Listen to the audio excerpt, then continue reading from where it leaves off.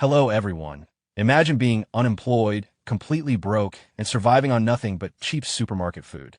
Then one day, while ordering some cheap convenience store food online, you discover a mysterious ring hidden inside the package. At first, it seems like a worthless trinket, but it turns out to be a gateway to a post-apocalyptic world. In that world, gold and silver are treated like trash, while food is considered a triple S rank treasure. A single convenience store snack can be worth more than a fortune. With nothing more than a bag of cheap groceries, you can enter this ruined world and return with pockets full of gold. While everyone else is desperately fighting to survive, you have a unique advantage. By trading spicy snacks and everyday convenience store food, you can acquire gold, priceless resources, and even advanced future technology. Step by step, you rise far above the competition and begin climbing toward the pinnacle of success. And that's exactly what happens to the protagonist of this story, Chen Yang. Without further delay, let's jump right into the story. The story began in a barren, abandoned wasteland where a lone lizard wandered in search of prey. Suddenly, a loud scream echoed from behind one of the ruined buildings.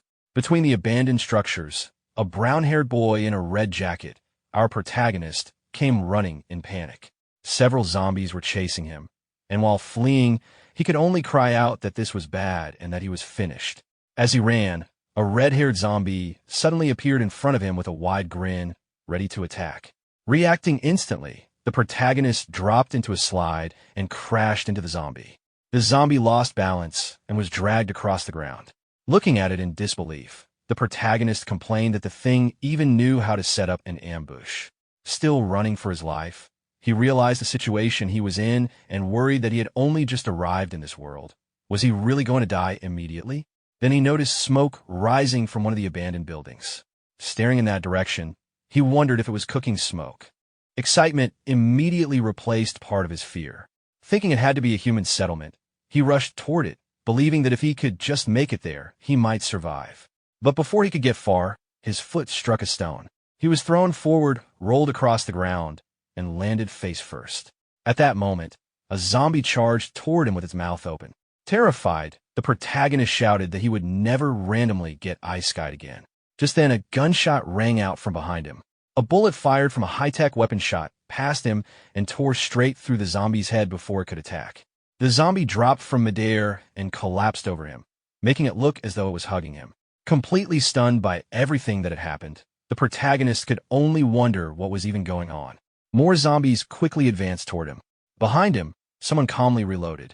Then a barrage of bullets was unleashed. The incoming zombies were struck one after another and eliminated instantly. Relieved and overwhelmed, the protagonist sat on the ground and asked in disbelief if he had actually been saved. However, the dead zombie was still draped over him like an unwanted embrace. A voice called out from behind. Still pinned beneath the corpse, he turned around. Standing, there was a beautiful red-haired girl holding the high-tech gun. She approached and asked how long he planned to keep hugging that thing.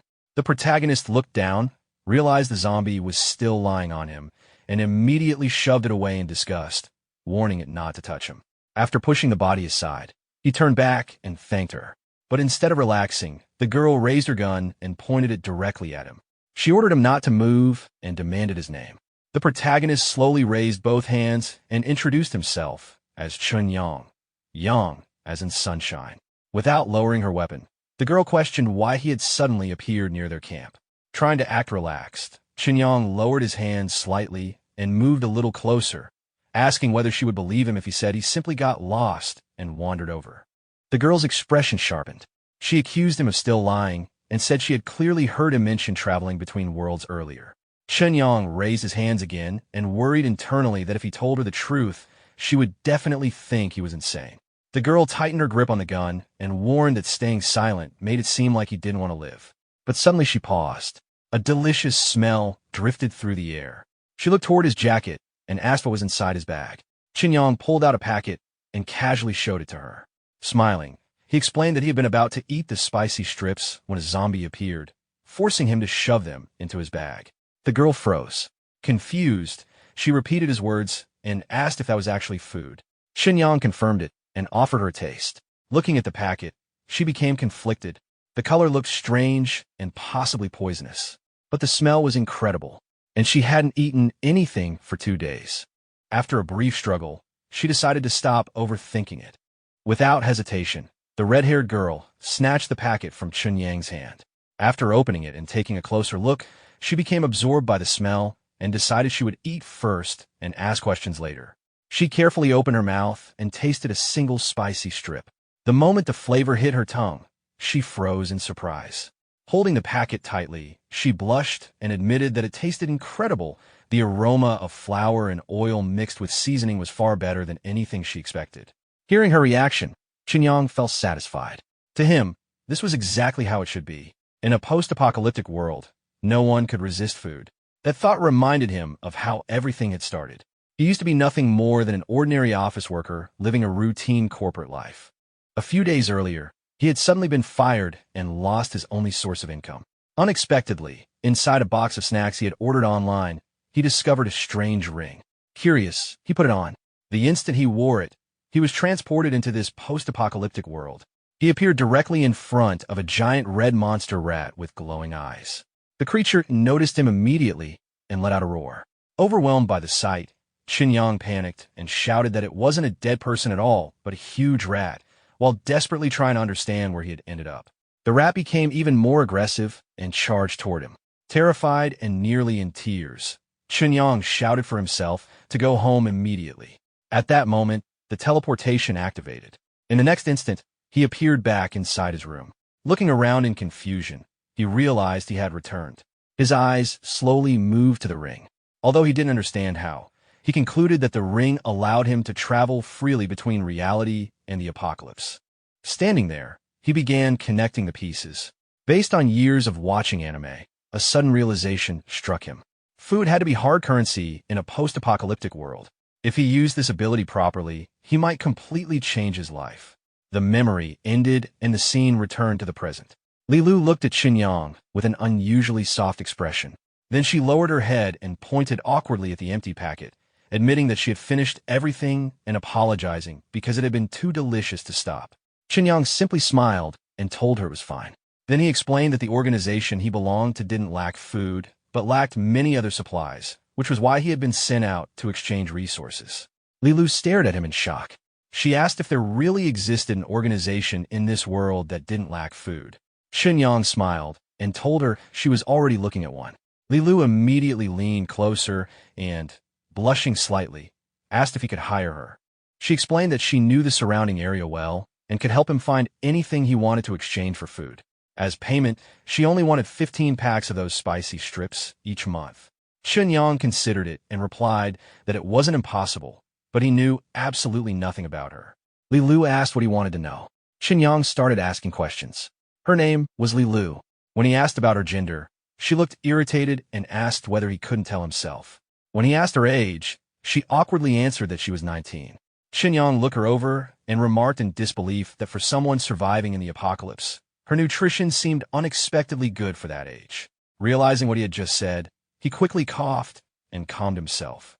Then he placed a hand on her shoulder and told her that considering how helpful she had already been, he would hire her. Her monthly salary would be 15 packs of spicy strips. Lilu immediately clenched her fist in excitement and thanked him enthusiastically. After that, Chen Yang asked whether she had ever considered knocking him out and stealing the food instead. Lilu answered confidently that she wasn't stupid.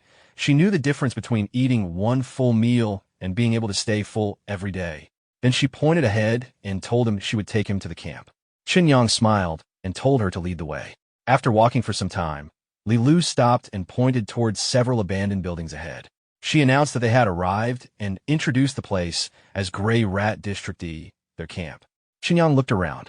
The surrounding area was worn down and in poor condition. Looking at the abandoned buildings and the environment around them, he quietly felt disappointed and thought that calling this place a camp was generous. It looked worse than a slum. Still, he quickly adjusted his thinking.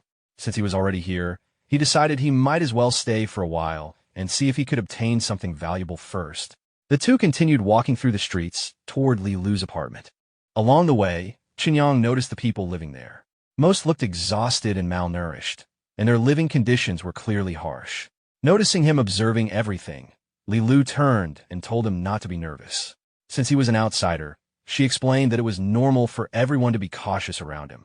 After a while, she pointed toward a nearby apartment and told him that this was her place, inviting him inside to rest. Chen Yang smiled to himself. The thought of visiting a pretty girl's home made him feel a little curious. Li Lu opened the door, but after stepping inside, Chen Yang's expectations immediately disappeared. The room was simple and in rough condition. Looking around, he awkwardly thought that her lifestyle was definitely minimal. Li Lu told him to sit first. Chen Yang sat down on the bed and quietly acknowledged her. While pouring water into a cup, Li Lu told him not to underestimate Gray Rat District D just because it was a small camp. Handing him the cup, she explained that even a small sparrow still has all its organs, meaning the camp had everything it needed to survive.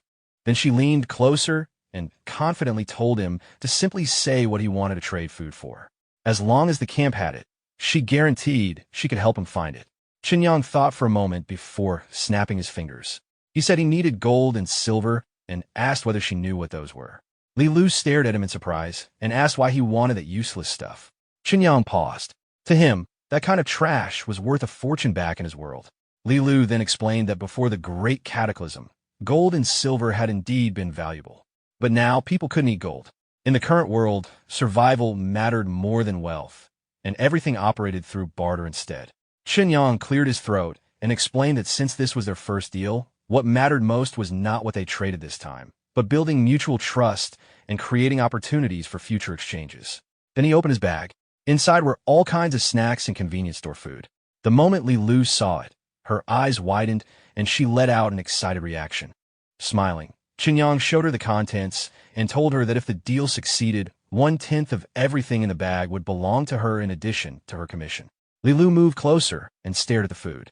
1/10 of that amount was already enough to make her excited. Still, she hesitated and sat beside him on the floor.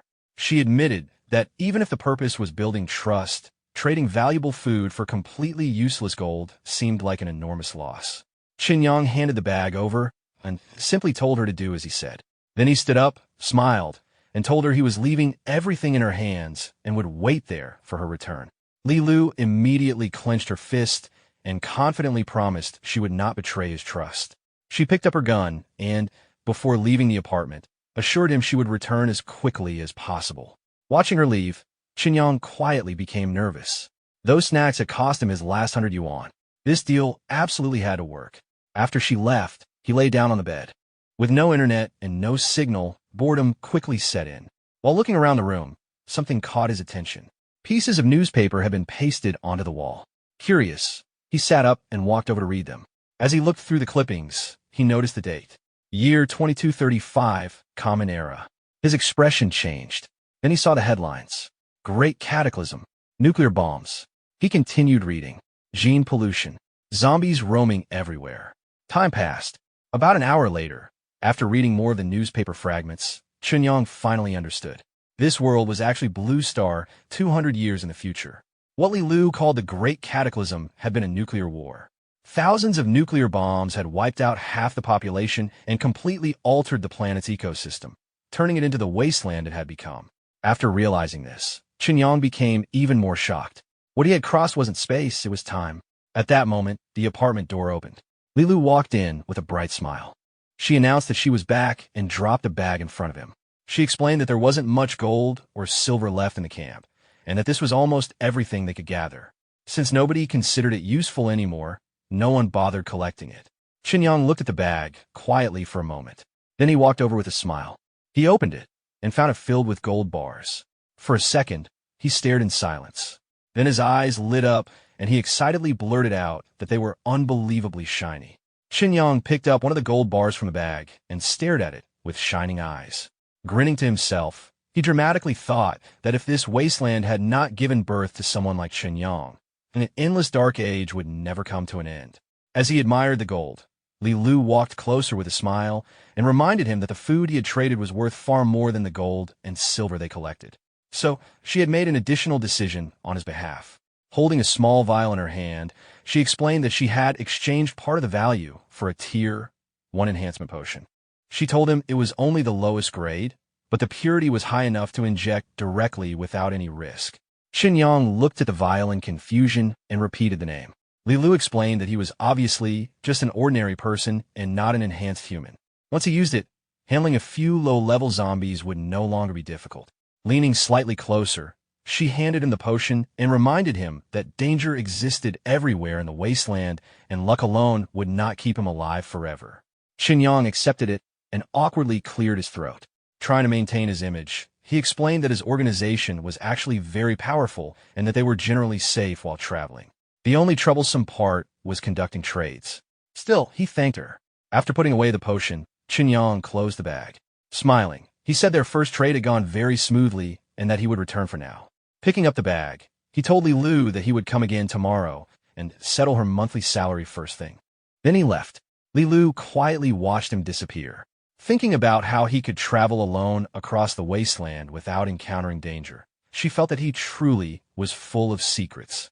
But she quickly took out a packet of spicy strips. Opening it, she smiled and thought that in a wasteland like this, everyone had secrets.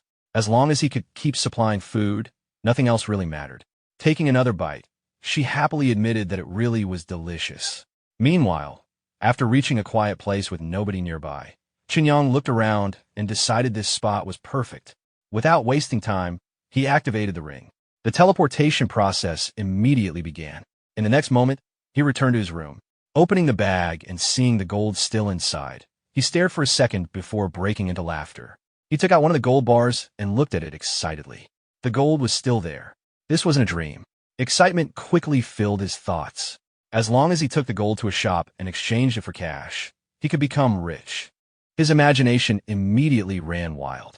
He pictured himself surrounded by mountains of money, living a luxurious life while being served in comfort. With growing excitement, Chen Yang became convinced that he was finally about to climb straight to the peak of life. Snapping out of his imagination, Chen Yang took several gold bars and the enhancement potion out of the bag.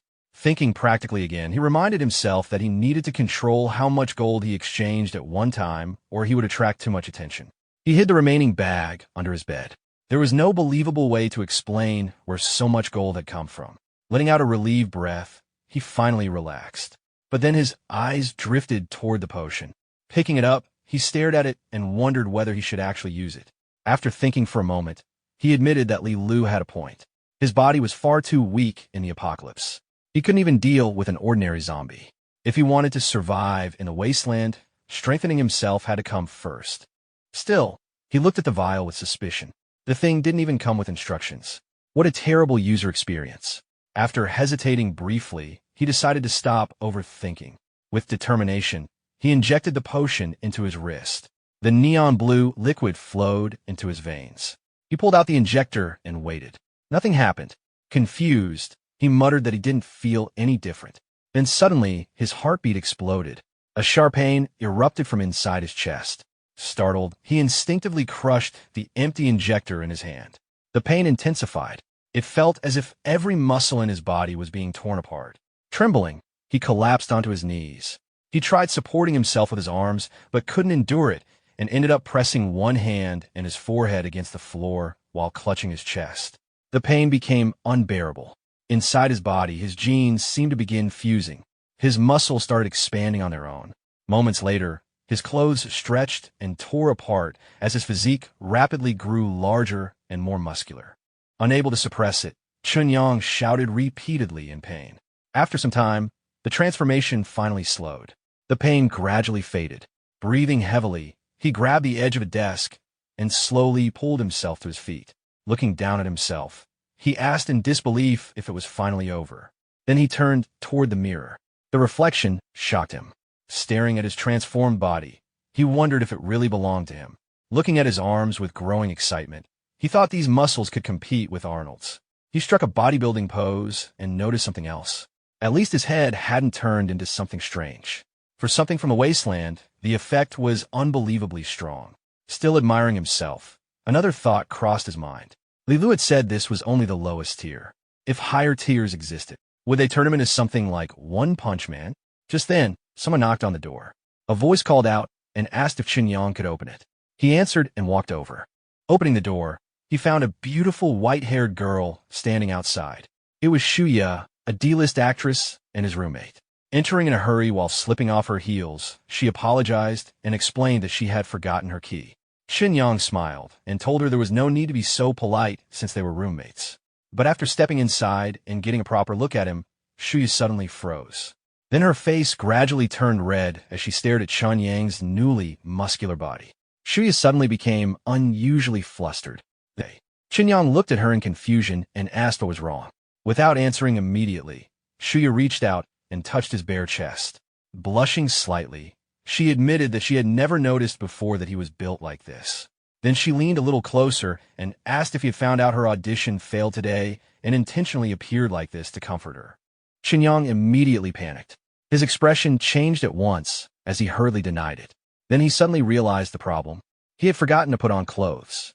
Embarrassed, he rushed back toward his room while trying to explain himself. After shutting the door behind him, Chen Yang stood there in silence. With a worried expression, he became convinced that Shuya would definitely think he was some kind of pervert now. But after a moment, he forced himself to stop thinking about it. There was no point overanalyzing. Right now, selling the gold bars mattered more. Soon after, the scene shifted to the city streets. Carrying the bag containing the gold, Chen Yang walked forward. As he moved, he suddenly realized something strange. The weight in his hands felt almost non-existent. Then his eyes caught a signboard far in the distance. To his surprise, he could read every word on it clearly despite being hundreds of meters away. A moment later, faint sounds reached his ears. As he focused, the distant noise became clearer. He realized he could hear conversations happening far away. His hearing had improved significantly too. Excitement immediately appeared on his face.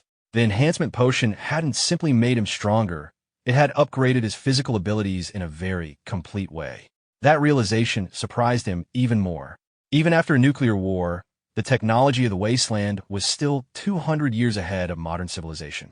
Clenching his fist, Chen Yang became increasingly excited. The value hidden in that world was definitely worth exploring further. After some time, he arrived near a gold shop. Standing outside, he thought carefully. Large jewelry chains probably wouldn't accept gold from unknown sources. A privately owned shop would be safer. After making up his mind, he confidently walked inside. As he entered, a black-haired receptionist greeted him politely. Chen Yang approached the counter and asked whether the owner was available. He explained that he had a deal he wanted to discuss directly. The receptionist smiled politely and told Chen Yang that he could simply explain what he needed. Instead of answering, Chen Yang placed his bag on the table. Then he opened it and took out 3 gold bars. Looking at the receptionist calmly, he said he didn't think she was authorized to make decisions on something like this. The moment she saw the gold bars, her expression changed. She stared at them in disbelief and reacted in shock at the amount of gold.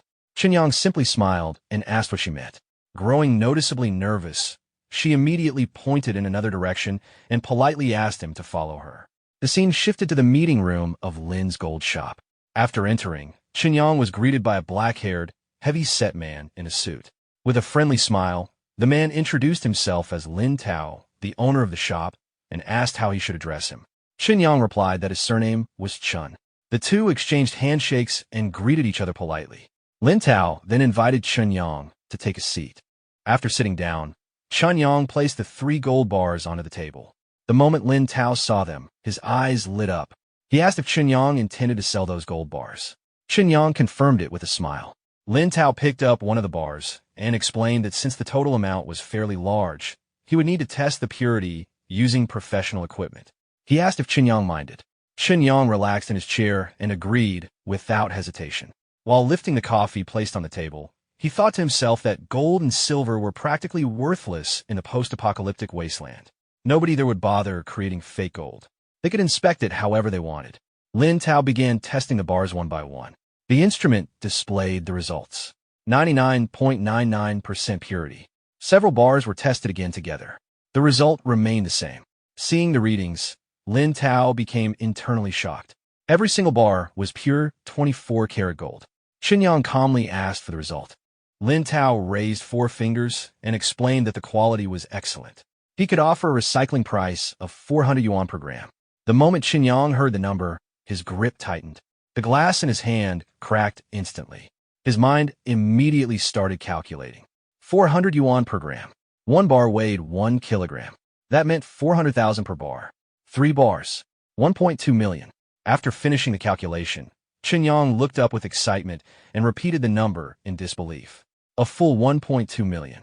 Lin Tao looked at Chen Yang and explained that the offer stood, but official purchase receipts would still be required. Chen Yang smiled and admitted he didn't have any receipts. Still, he assured him that the source was completely clean and there would be no trouble. Lin Tao remained cautious. He explained that words alone weren't enough, and accepting such a large batch at once meant taking on considerable risk. Chen Yang placed the cracked glass back onto the table. Then he stood up and called out to Boss Lin.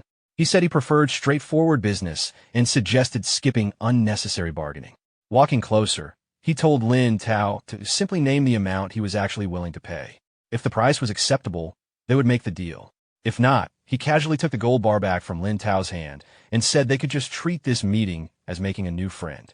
Lin Tao paused before quickly changing his tone. With a smile, he said that in that case, he would take a loss and offer a recycling price of 280 yuan per gram. For all 3 bars together, the total would be 840,000 yuan. Chen Yang immediately smiled and agreed. That sounded much more reasonable. Sometime later, the transaction was completed. A notification appeared on Chen Yang's phone. Bank transfer received. 840,000 yuan. After confirming the payment, Chen Yang placed the gold bars back onto the table and said it had been a pleasure doing business. The two shook hands. Lin Tao told him that if he had more goods to move in the future, they could continue working together. Chen Yang replied that he would think about it. After leaving the gold shop, Chen Yang walked down the street with a smile. Just 3 gold bars had already earned him more than 800,000 yuan. The thought made him even more excited. If he sold all the gold hidden under his bed before he finished imagining it, he practically started celebrating internally. For the first time in a long while, Chen Yang felt like he had finally become rich. The scene then shifted to the apartment complex where Chen Yang lived. Inside the apartment, another brown-haired girl hurried out of her room. She was wearing a yellow jacket over a white hoodie, blue shorts, glasses, and had a piece of toast in her mouth. This was Zhou Dandan, an office worker and Chen Yang's flatmate. In a rush, she searched around while asking where her phone was. Shuya answered and told her it was on the coffee table. Zhou Dandan grabbed the purple phone and immediately rushed toward the exit. But right at the door, she ran into Chen Yang. Chen Yang smiled and asked why she was in such a hurry. Chen Yang stood near the entrance with Zhou Dandan while Shuya walked over. Shuya sighed and explained that there was no need to ask. Zhou Dandan had only just gotten home, and her boss had already called her back for overtime again. Chen Yang spread his hands and smiled. What bad timing. He had just made a small fortune today and had been planning to treat both of them to dinner. Already moving toward the exit, Zhou Dandan complained that Shuya had better eat her portion too.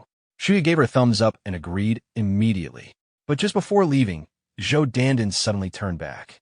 Pointing at Chen Yang, she jokingly warned him not to make any moves on Shuya while she wasn't around. Before she could continue, Chen Yang smiled helplessly and asked if he really looked like that kind of person. Zhou Dandan laughed, waved at both of them, and told them to have fun before leaving. After the door closed, Shuya looked at Chen Yang and asked where President Chen planned to take her tonight. Chen Yang casually suggested Regal Grand Hotel. Shuya froze.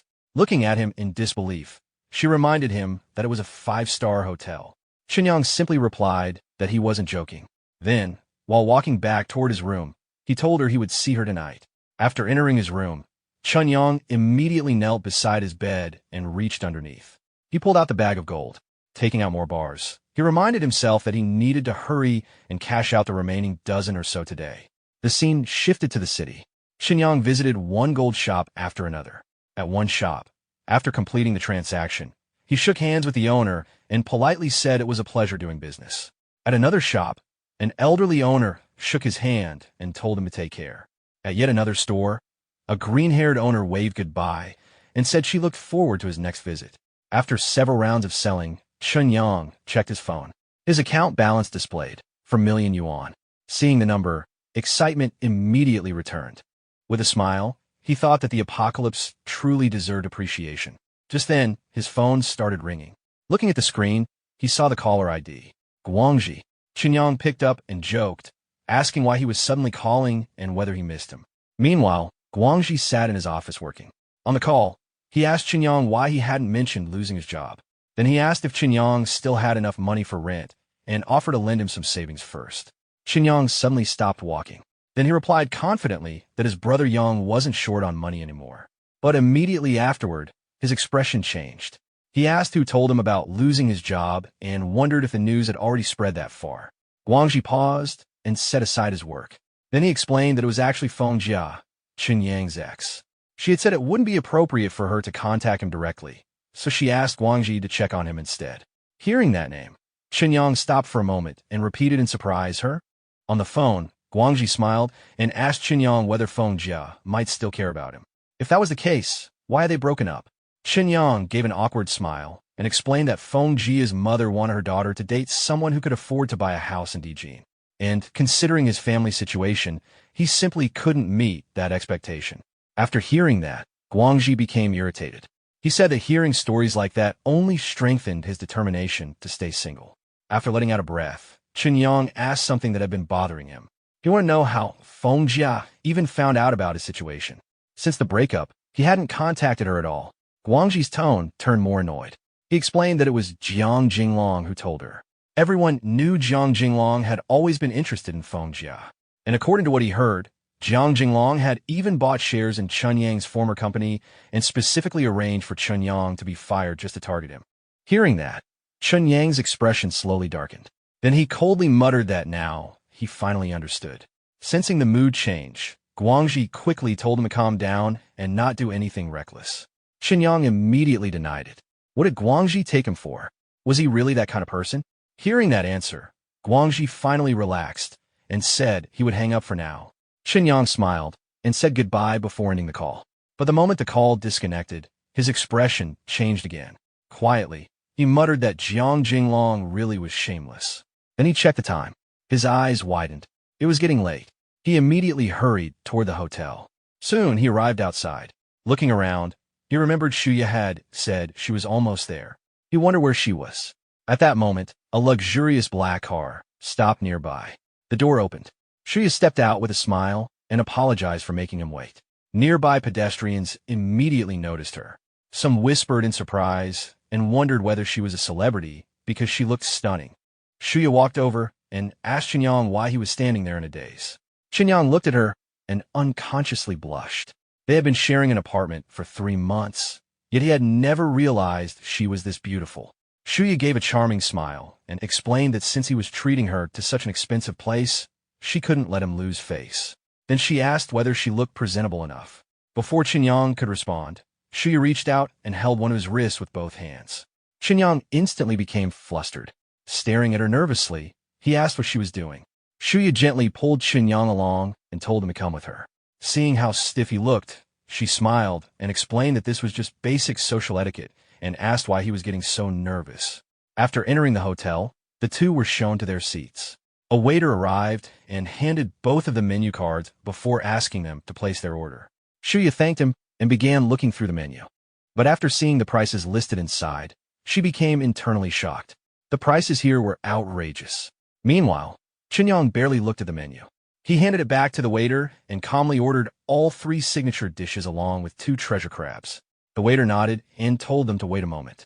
Shuya immediately leaned closer and lowered her voice. She reminded him that the 2 crabs alone cost 1,000 yuan and asked why he would order something so expensive. Chen Yang blushed slightly but tried to stay relaxed. He told her not to worry because he was doing pretty well financially right now and could at least afford 2 crabs. Shuya looked at him suspiciously. She reminded him that he had been living on cheap takeout recently and told him not to pretend to be rich in front of her. Chen Yang raised both hands and finally gave an explanation. According to him, his family back home had received compensation from a demolition project. Hearing that, Shuya leaned over again, grabbing him lightly around the neck in a playful way. She joked that if that was true, then she wouldn't feel guilty anymore. This was simply robbing the rich to feed the poor. Chen Yang immediately started coughing awkwardly. Sometime later, the scene shifted outside the hotel. The meal was over, and the two walked out together. Shuya was still holding onto Chen Yang's arm with both hands, just like before. While walking, Chen Yang suggested finding another place afterward for a second round. Shuya smiled and refused. The meal had been too good, but she was completely full.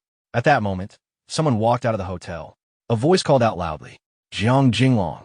Pointing directly at Chen Yang, he asked what he was doing there. Chen Yang looked surprised by the sudden encounter. Then his expression became irritated. He commented that it really was an unlucky coincidence.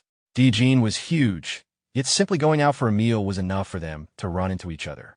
Jiang Jinglong glanced toward the hotel behind him and arrogantly asked whether Chen Yang actually thought he belonged in a five-star place like this. Chen Yang immediately fired back. He asked whether Regal Grand belonged to Jiang Jinglong's family too, and whether he planned to throw him out just like before. Jiang Jinglong smiled. Then he casually asked if that meant Chen Yang already knew why he got fired. Standing nearby, Shuya looked confused and quietly asked Chen Yang whether this was his friend. Jiang Jinglong finally noticed her. The moment he saw her, his expression shifted. He realized Chen Yang was out having dinner with someone attractive and immediately started thinking that this was the perfect chance. He wanted to expose Chen Yang as a broke loser in front of her, and if possible, take advantage of the situation himself. Jiang Jinglong walked closer and turned to Shuya. With a confident smile, he warned her not to let Chen Yang fool her. He introduced himself as Chen Yang's college classmate and claimed he knew him better than anyone. According to him, Chen Yang was broke, had just lost his job, and was barely managing rent. He argued that bringing someone to a place like this could only mean Chen Yang was spending everything he had to appear wealthy. First, he said, people like that impressed others with appearances, then eventually left them losing both feelings and money. Hearing that, Chen Yang immediately became irritated. He asked whether Jiang Jinglong really thought everyone was as shameless as he was. Shuya simply smiled. Looking at Jiang Jinglong, she asked whether he was kindly warning her. Jiang Jinglong proudly confirmed it. Then he introduced himself properly and declared that nothing upset him more than seeing beautiful women get deceived. Changing his tone, he pulled out a business card and handed it toward her. He mentioned that his company was currently searching for a brand ambassador and asked whether she was interested. She didn't even take it. With visible annoyance, she brushed his hand aside and the card slipped away. Then she directly told him she wasn't interested. Jiang Jinglong kept smiling and tried again. He emphasized that the position came with excellent pay and benefits and asked her to reconsider. Shuya's expression cooled. She reached out and grabbed Chen Yang's jacket. Then she calmly told Jiang Jinglong no, because she was Chen Yang's girlfriend and she didn't appreciate hearing someone insult her boyfriend. She added that with a chairman like him, that company would probably go bankrupt sooner or later. Jiang Jinglong's face immediately darkened. He angrily started responding, but couldn't finish. Ignoring him completely, Chen Yang and Shuya turned and walked away. Chen Yang looked at her and gave a thumbs up. Smiling, he commented that she was surprisingly good at creating drama. Shuya leaned closer and quietly reminded him that she was an actress. Then she held his shoulder with both hands and, still acting the part, told him to come on and not waste time dealing with trash. Behind them, Jiang Jinglong stood frozen. Clenching his fist, he angrily muttered that she had to be blind to choose someone like Chen Yang. At that moment, another voice appeared. Feng Jiao walked out of the hotel. Then she called out to Jiang Jinglong and asked if he could take her home. Jiang Jinglong immediately changed expressions. He told her there was no need to rush. Instead, he revealed that he had already booked them a table at a bar and suggested they continue the night with a few more drinks. Feng Jiao looked at Jiang Jinglong and calmly told him that there was no need. She wasn't interested. Then, while walking away, she added that she would transfer her share of tonight's dinner bill later. Jiang Jinglong froze. Before he could respond, a car arrived. Feng Jiao walked over without hesitation. Jiang Jinglong quickly followed after her and repeatedly called out to her. But she ignored him. She got into the car, shut the door, and the vehicle drove away. Left standing alone, Jiang Jinglong's expression darkened. Clenching his fist, he angrily complained that she worked at his company and still dared to act so distant and untouchable around him. Meanwhile, the scene shifted. On a bridge in the city, Chen Yang and Shuya walked side by side. Shuya broke the silence and complained that the guy earlier had been incredibly annoying. Chen Yang simply nodded. After a while, the two stopped near the railing. Looking out ahead, Chen Yang said that because of running into Jiang Jinglong tonight, he had realized something. Shuya looked confused and asked what he meant. Chen Yang explained that after suddenly having money in his hands, he kept thinking about what kind of field he should enter if he wanted to build something meaningful. Then he raised his fist toward the night sky. He finally made his decision.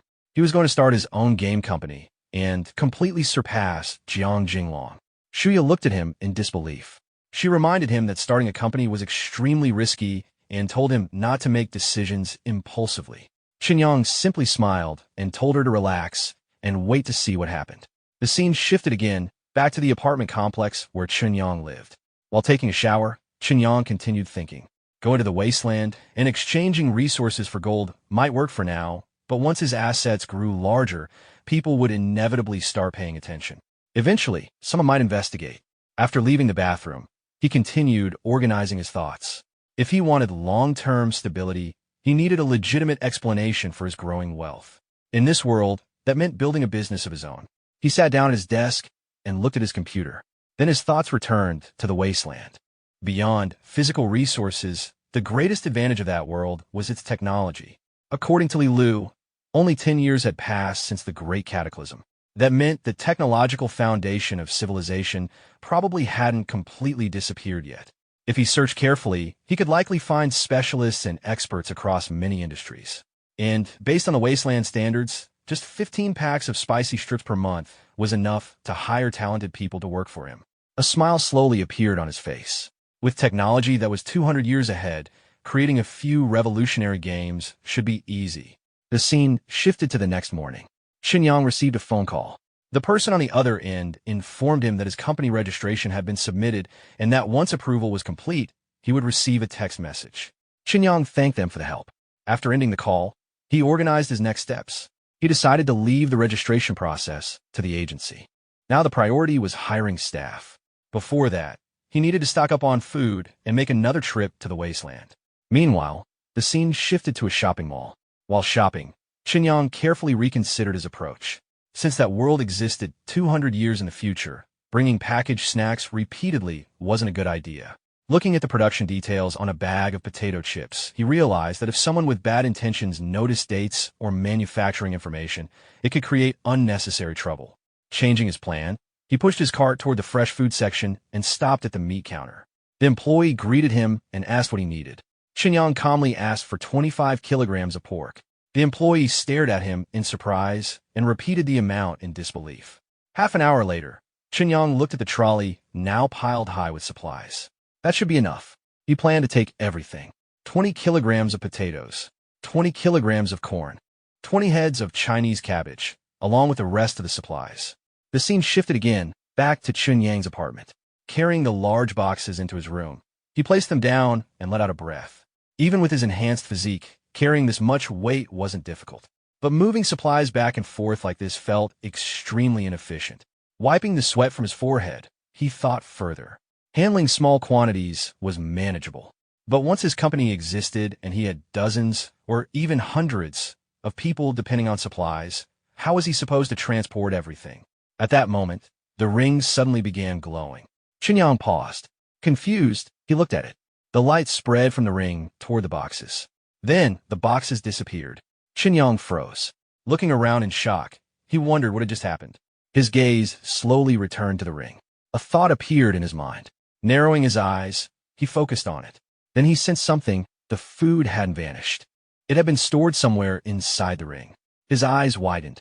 Excited, he realized his guess had been correct. The supplies were inside the ring. To test it again, he spoke a command. Store. The ring activated and absorbed the boxes once more.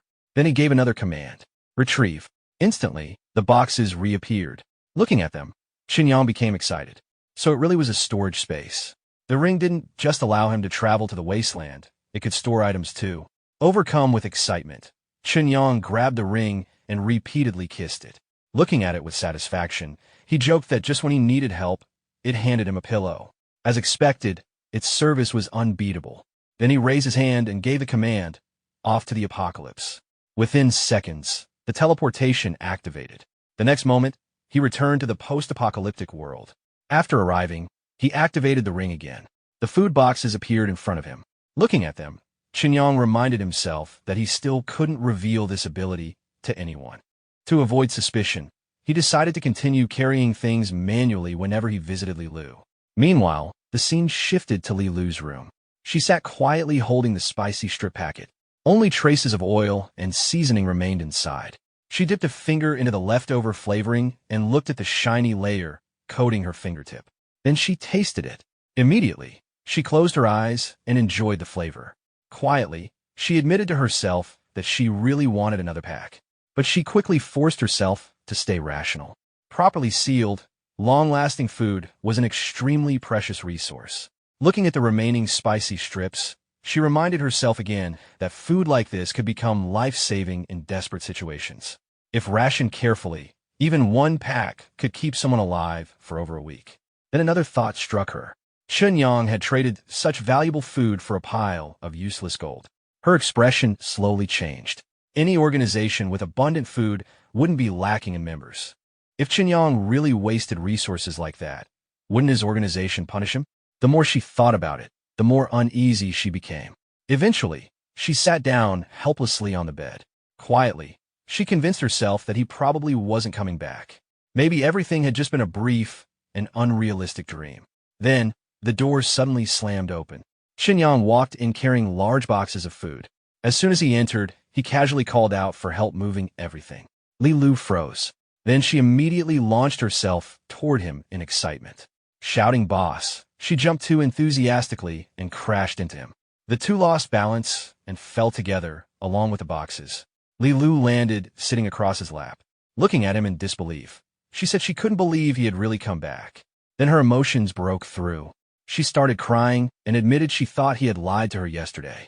Overwhelmed, she leaned closer. Blushing awkwardly, Chen Yang asked why he would lie. Still emotional, Li Lu explained. Yesterday, he exchanged food for useless gold. And the tier, one enhancement potion wasn't remotely worth an entire backpack of food. She had convinced herself that his organization would punish him. Chen Yang gently rubbed her head. He told her not to worry. His status inside the organization was very high. To him, a single pack of food meant nothing.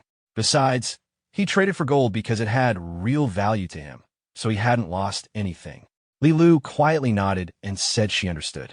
Chen Yang immediately pointed at the mess around them and loudly told her that if she understood, she should help pick everything up because the food had rolled everywhere. As they started gathering supplies, Li Lu suddenly froze. She stared at one of the cabbages. Then she looked up in disbelief. Her voice rose in shock. Vegetables. Her eyes widened as she realized something unbelievable. Chen Yang's organization could actually grow vegetables. Looking at Li Lu's reaction, Chen Yang casually pointed out that it was only Chinese cabbage and asked whether it was really worth being that surprised. Li Lu immediately explained. After the Great Cataclysm, the soil became heavily polluted. Because of that, ordinary vegetables could no longer survive through cultivation. Hearing that, Chen Yang simply waved his hand and told her not to get emotional over it. If she liked them that much, he said he could just give all the vegetables to her since it wasn't a big deal. Li Lu froze. She repeated his words in disbelief and asked if he truly meant giving them to her. Holding the cabbage carefully, she explained that vegetables were far too valuable. She couldn't even estimate their real worth, so she couldn't accept them. She added that Chen Yang was a good person for offering something so precious, but since she worked for him, she only wanted to receive the salary she had earned. Hearing that, Chen Yang silently felt like he had just been labeled a good person. After thinking for a moment, he explained that he had already come up with a better salary system. Compared to spicy strips, actual food that could properly fill her stomach made more sense. He also told her that if she needed anything else in the future, she could ask him.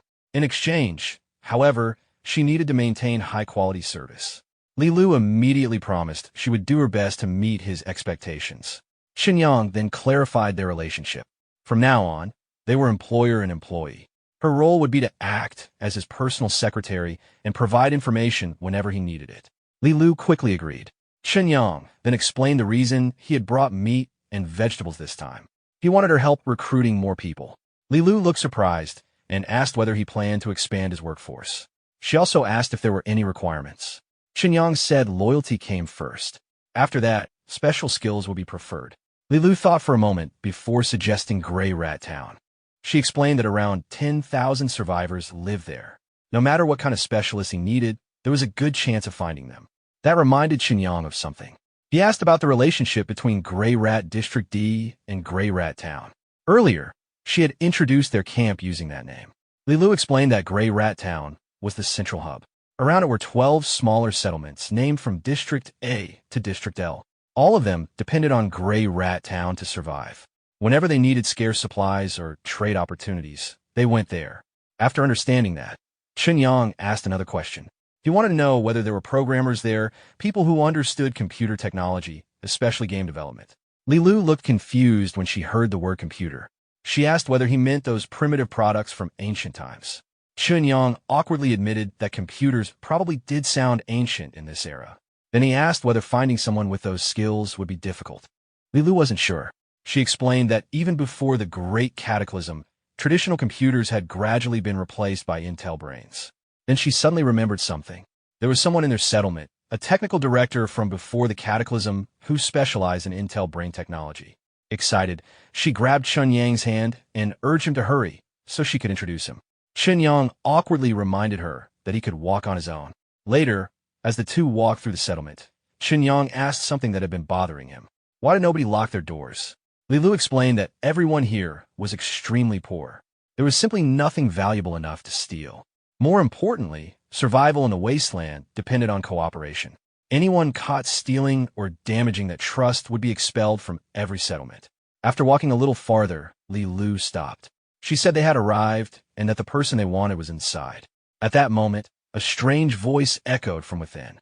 Someone was happily talking about meat and how delicious it would be. Then a loud explosion sounded. Chen Yang looked disturbed. Meanwhile, Li Lu calmly called out and said she wanted to speak with Uncle Wei.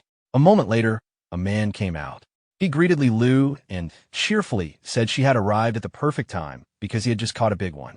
Introducing himself proudly as a scientist, he added that once he finished processing it, he would share the 2 hind legs with her.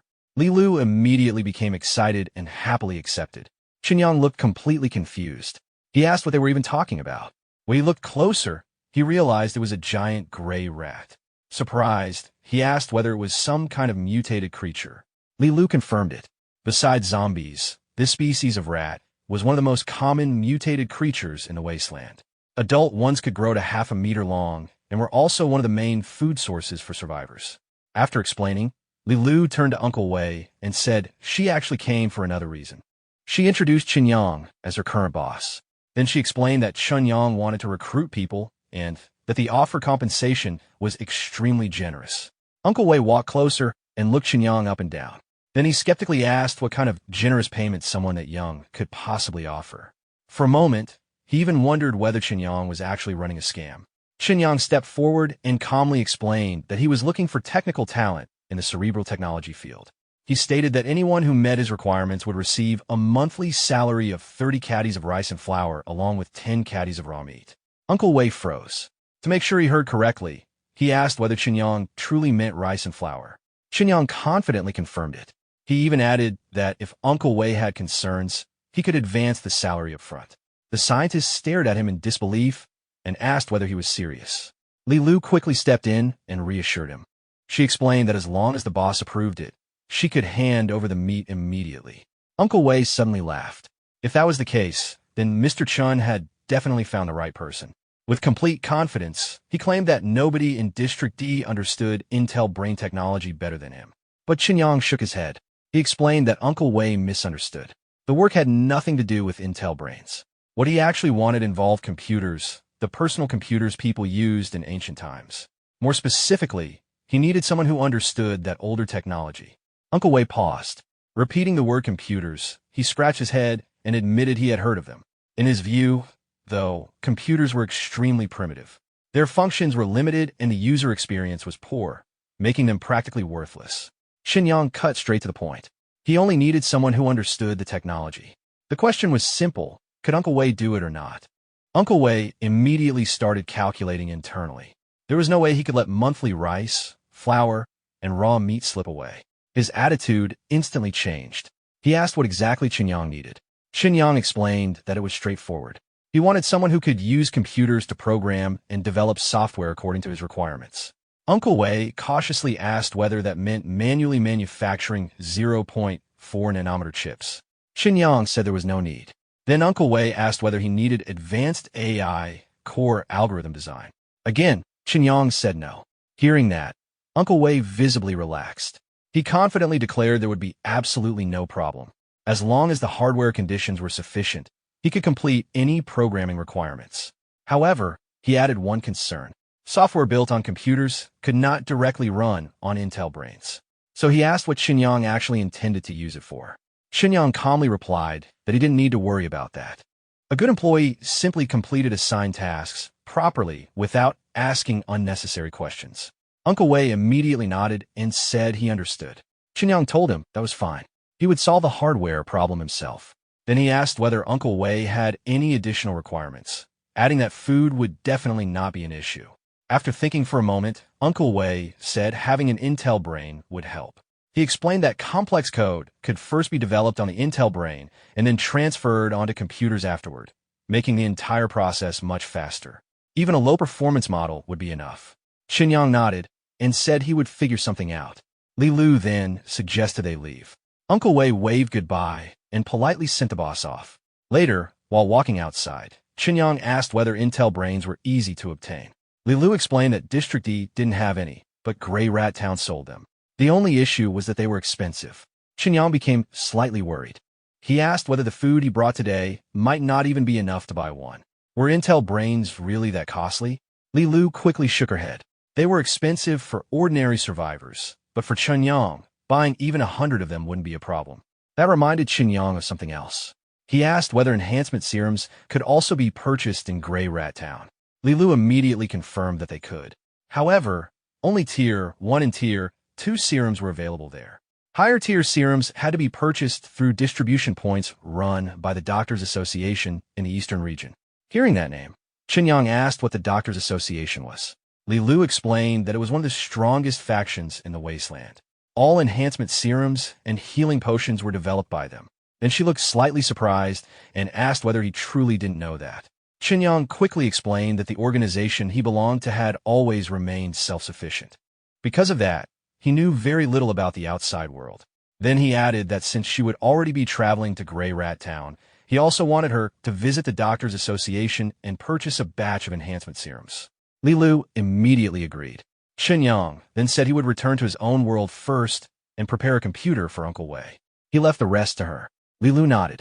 Before leaving, Chen Yang gave one final instruction. If she encountered danger during trading, she should abandon the supplies if necessary and prioritize her own safety. Li Lu stayed quiet for a moment before softly saying she understood. Later, as the sun set, Chen Yang returned to his room in the present world.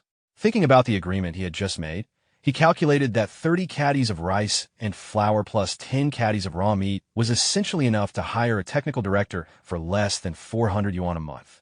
To him, the wasteland really felt like a gold mine of opportunities. Stretching comfortably, he joked to himself that ordinary people like him were finally living pretty well. Just then, Chen Yang noticed Zhou Dandan lying nearby while scrolling through her phone and thinking about what to order for dinner on Pinduoduo. Seeing how relaxed she looked made him feel slightly awkward, though he secretly found it amusing. Suddenly, Zhou Dandan noticed him. She immediately sat upright and told him to stop staring. Confused, she asked why he was home when she had looked into his room earlier and clearly hadn't seen anyone. Chen Yang casually replied that he had been home the entire time and suggested she might have remembered wrong. Then he said he had something to do and needed to head out, but promised to treat her to dinner later. With that, he quickly left. After the door closed, Zhou Dandan sighed and quietly complained to herself that men were all the same. Later, outside, Chen Yang remembered that Shuya had failed her audition earlier. Since she sometimes worked part-time at Computer City, he decided to buy a computer from her. When he arrived, he saw Shuya working at the reception desk.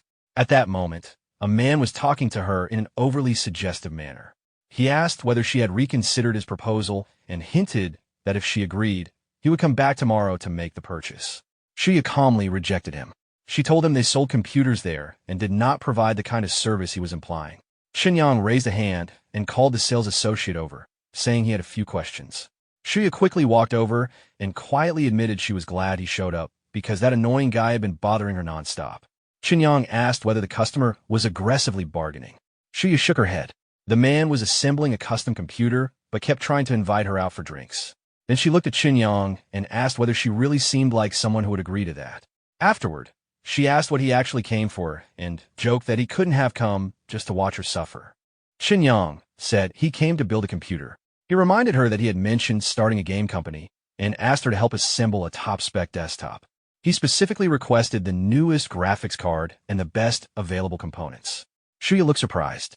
She reminded him that the highest-end setup in the shop cost around 100,000 yuan. He was opening a company, not building a gaming room. So why spend that much? Chen Yang explained that he needed a high-performance machine to test software limits.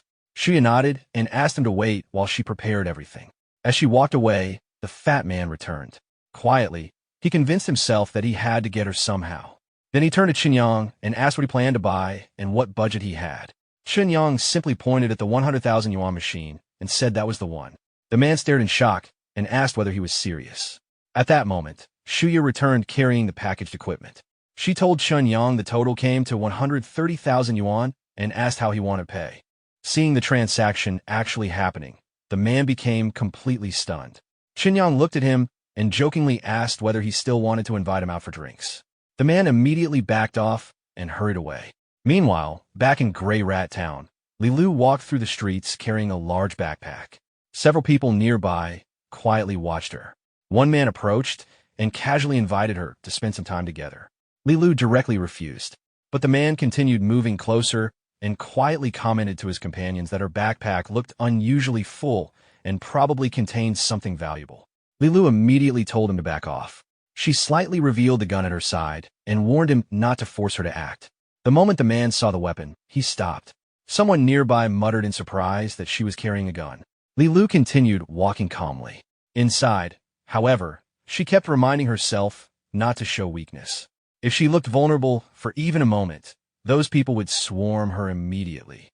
After walking farther, she finally reached a wasteland repair shop. Approaching the counter, she asked to buy an Intel brain. The owner explained that the basic model cost 15 kilograms of gray rat meat. Adding a plug-in module would cost another 5 kilograms. Li Lu calmly chose the basic version. The owner checked her goods and confirmed the amount was sufficient. Then he handed over the Intel brain and packed it into her bag. Before she left, he asked whether she wanted to trade for anything else and mentioned that he had plenty of valuable items available. Li Lu politely refused. After she walked away, one of the nearby men asked whether they should follow her. Another shook his head and said it wasn't worth the risk. As Li Lu continued through the streets, she quietly let out a breath. That had been close.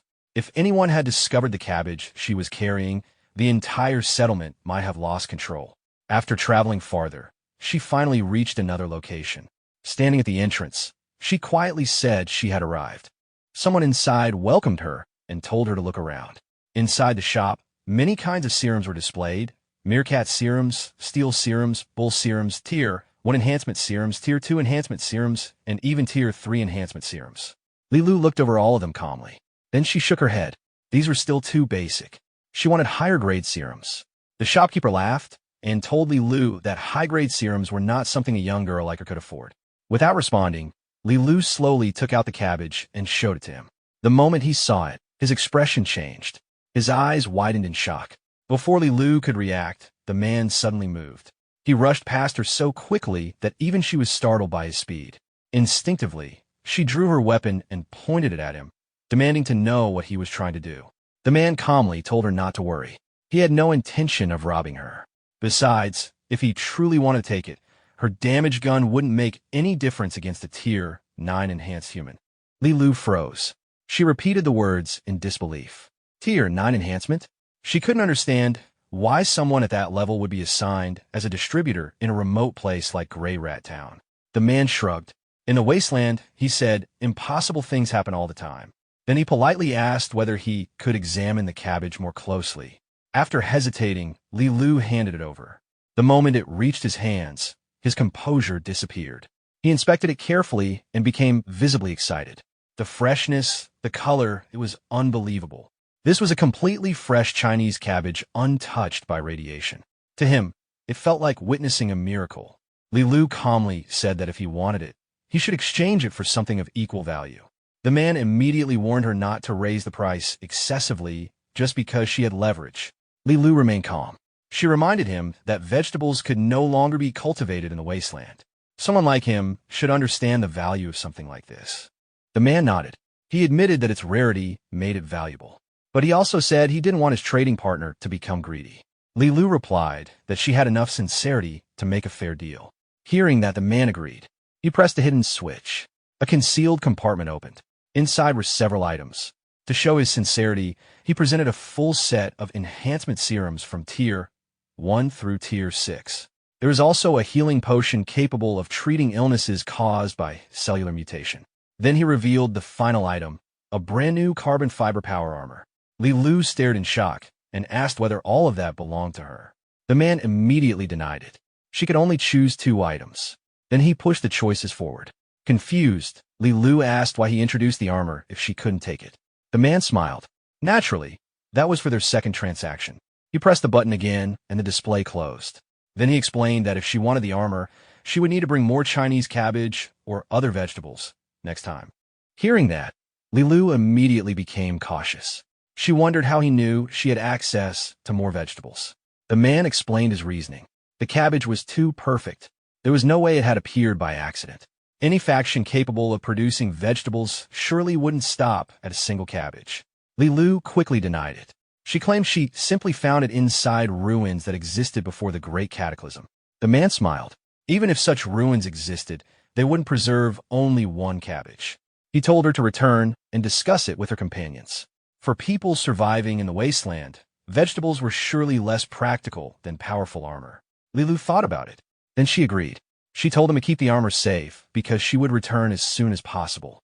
After she left, the man quietly spoke to himself. Although he had been exiled to this miserable place after losing a power struggle, perhaps this exile would become an opportunity if he could obtain such valuable vegetables.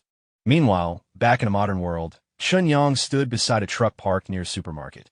One of the delivery workers told Mr. Chen that the goods had arrived and asked where everything should be unloaded. Chen Yang casually pointed toward a nearby storage area. As the workers carried the boxes, one quietly remarked that the meat alone was worth more than 20,000 yuan and wondered why anyone would buy so much at once. Another worker immediately told him not to worry about it and focus on his job. After unloading everything, they informed Chen Yang that he could contact them again anytime if he needed more supplies. Then the truck drove away. Chen Yang looked around the empty alley. Fortunately, there were usually no people there and no surveillance cameras. Otherwise, he wouldn't even know where to put so many supplies. Once he confirmed nobody was around, he activated the ring. In an instant, everything disappeared into storage. But after doing it, he became more thoughtful. This method wasn't sustainable. As the quantity of supplies increased, eventually someone would catch him. He even joked to himself that if he somehow ended up trending online again, his entire situation would be exposed. After thinking carefully, he came up with a temporary solution. Renting a private factory building would be safer. He also considered partnering with a food factory. That way, he would gain proper storage space and dramatically increase the variety of food he could bring into the wasteland. Thinking about it further, Chen Yang became more satisfied. Just as he expected, the ring's storage space existed in a state of complete stasis. No matter how much fresh food he stored inside, nothing would spoil. To test his theory, Chen Yang took out an ice cream from the ring and ate it. While enjoying it, his phone suddenly rang. The caller informed him that the registration process for Chen Yang Technology Company Limited had been completed. Chen Yang calmly acknowledged it. After ending the call, he smiled to himself. From this moment onward, his career had officially begun. Later, after returning home, he announced that he was back. Zhou Dandan immediately asked where he had disappeared to earlier since he left in such a hurry. Jokingly, she wondered whether he had gone for a job interview. Chen Yang said he had forgotten to mention something. He explained that he had started his own company, so there was no need to look for work anymore. Zhou Dandan looked at him suspiciously and asked whether he thought she was that easy to fool. Chen Yang insisted he wasn't lying and repeated the explanation about his hometown recently receiving demolition compensation. Hearing that, Zhou Dandan suddenly understood. That explained why he had suddenly become generous enough to treat them to such an expensive dinner the night before. She joked that demolition money really changed people. Then she sighed. Her family lived in a small county town, so even if their place got demolished, the compensation probably wouldn't amount to much. But then she noticed something odd. She asked why he was covering his nose. Chen Yang casually changed the subject and asked how much she currently earned. Zhou Dandan replied that after deductions, she only took home a little over 5,000 yuan a month. If the company didn't provide meals, she joked that she would have starved long ago. Then she dramatically collapsed onto the couch and wondered when ordinary people like them would finally experience becoming rich overnight. Chen Yang laughed. Getting rich overnight might be unrealistic, but he offered her something else. Would she consider joining his company? He offered 3 times her current salary, 15,000 yuan a month. Zhou Dandan immediately started calculating. If she saved carefully, she could put away almost 100,000 yuan in a year. Her imagination instantly ran ahead, hot pot, whenever she wanted, and new bags whenever she felt like it. Chen Yang smiled and asked whether that meant she agreed. Zhou Dandan quickly denied it. She hadn't agreed yet. What if his company collapsed in a few days? She told him to explain the company's situation first, so she could judge properly. While speaking, she even took out a pen and started making notes. Chen Yang explained that the company had just been registered today with a capital of 1 million yuan. Its main focus would be PC and mobile games. Zhou Dandan nodded while writing. Then she commented that, so far, the company still sounded unreliable. Aside from having money, there didn't seem to be anything else. A game company should at least have a roadmap and a technical team. Chen Yang confidently reassured her. That was exactly where their biggest competitive advantage would appear. Zhou Dandan continued analyzing things seriously. Right now, the most important issue was finding office space. After that, they would need to handle licenses and all kinds of applications. Then she suddenly picked up her bag and prepared to leave. Chen Yang asked where she was going. She casually replied that she was obviously going to resign. Hearing that, Chen Yang became a little emotional. Without saying it directly, she was already supporting him. Just then his phone rang. Chen Yang answered. After listening quietly for a moment, his expression changed. He said he understood and that he would leave immediately. Noticing his face turn pale, Zhou Dandan asked whether something had happened. Chen Yang explained that his grandfather had always been in poor health. Recently, he had been diagnosed with a serious illness. According to the doctor, he might only have around a month left. Chen Yang needed to return home and see him. He sincerely thanked Zhou Dandan. She waved it off and reminded him there was no need to be formal between roommates. Instead, she urged him to hurry home. Chen Yang immediately started packing. But while preparing to leave, another thought appeared. He absolutely couldn't accept this outcome. He remembered the enhancement serums from the Apocalyptic World. Maybe there was still a chance. Holding on to that possibility, he left determined to find a solution. Later, at Dihang High-Speed Rail Station, the station was crowded with travelers. Chen Yang stood among them waiting. Suddenly, a woman called out his name and asked whether he was Chen Yang. Turning around, he recognized her. It was Zhu Run. She smiled and said she hadn't expected to run into an old classmate. Thinking about it, she realized they hadn't seen each other in 7 years. Then she asked whether he was also heading back to Wanghai City. Chen Yang confirmed it. At that moment, the station announcement informed passengers that ticket inspection would begin shortly. Chen Yang suggested they walk and talk. Zhu Run agreed. As they headed toward the gate, she asked where his seat was. If possible, she wanted to switch seats with someone nearby so they could sit together. Chen Yang checked his ticket and explained that because he booked in a hurry, only business class seats were available. Zhu Run said they could just chat after arriving in Wanghai. But Chen Yang smiled and said there was no need. He already had another idea. Zhu Run looked confused and asked what he meant. Chen Yang asked Zhu Run to wait for a moment and walked over to a nearby staff member. Politely, he asked whether there were any empty seats left in business class. The staff member checked and confirmed there were. Out of the 4 business class seats in his row, only his ticket had been sold. Chen Yang asked her to move Zhu Run's ticket to the seat beside his and said he would cover the difference. Zhu Run stared at him in surprise. The staff member completed the change and handed her the new ticket, reminding her to keep it safe. Overjoyed, Zhu Run immediately ran over and hugged Chen Yang while thanking him excitedly. The sudden hug caught him off guard. Noticing his awkward reaction, she asked if something was wrong. Chen Yang quickly brushed it off and told her it was nothing. Later, after boarding the train, Zhu Run looked around curiously. It was her first time sitting in business class. She commented that it really was much more spacious than ordinary seating. Then she asked something she had been wondering about. She remembered that Chen Yang had already been working in Dihang and asked why he suddenly decided to return to Wanghai. Chen Yang explained that his grandfather was sick. Zhu Run gently placed a hand on his shoulder and told him not to worry too much. Medical science was very advanced now, and she believed his grandfather would recover. Chen Yang nodded. Then he asked why she had come to Dihang. Zhu Run explained that she came to promote her father's factory and look for business opportunities. That reminded Chen Yang of something. He remembered that her father owned a food factory. Zhu Run confirmed it. However, over the past 2 years, things had become increasingly difficult. Most customers only trusted major brands, leaving small factories struggling. Recently, They had barely been able to cover employee salaries. Hearing that, Chen Yang quietly realized something. He had already been looking for a long-term food supplier. Working with her family could not only help an old classmate, but also strengthen his own plans steadily. So he told Zhu Run that he might actually be able to help. She looked surprised and asked how.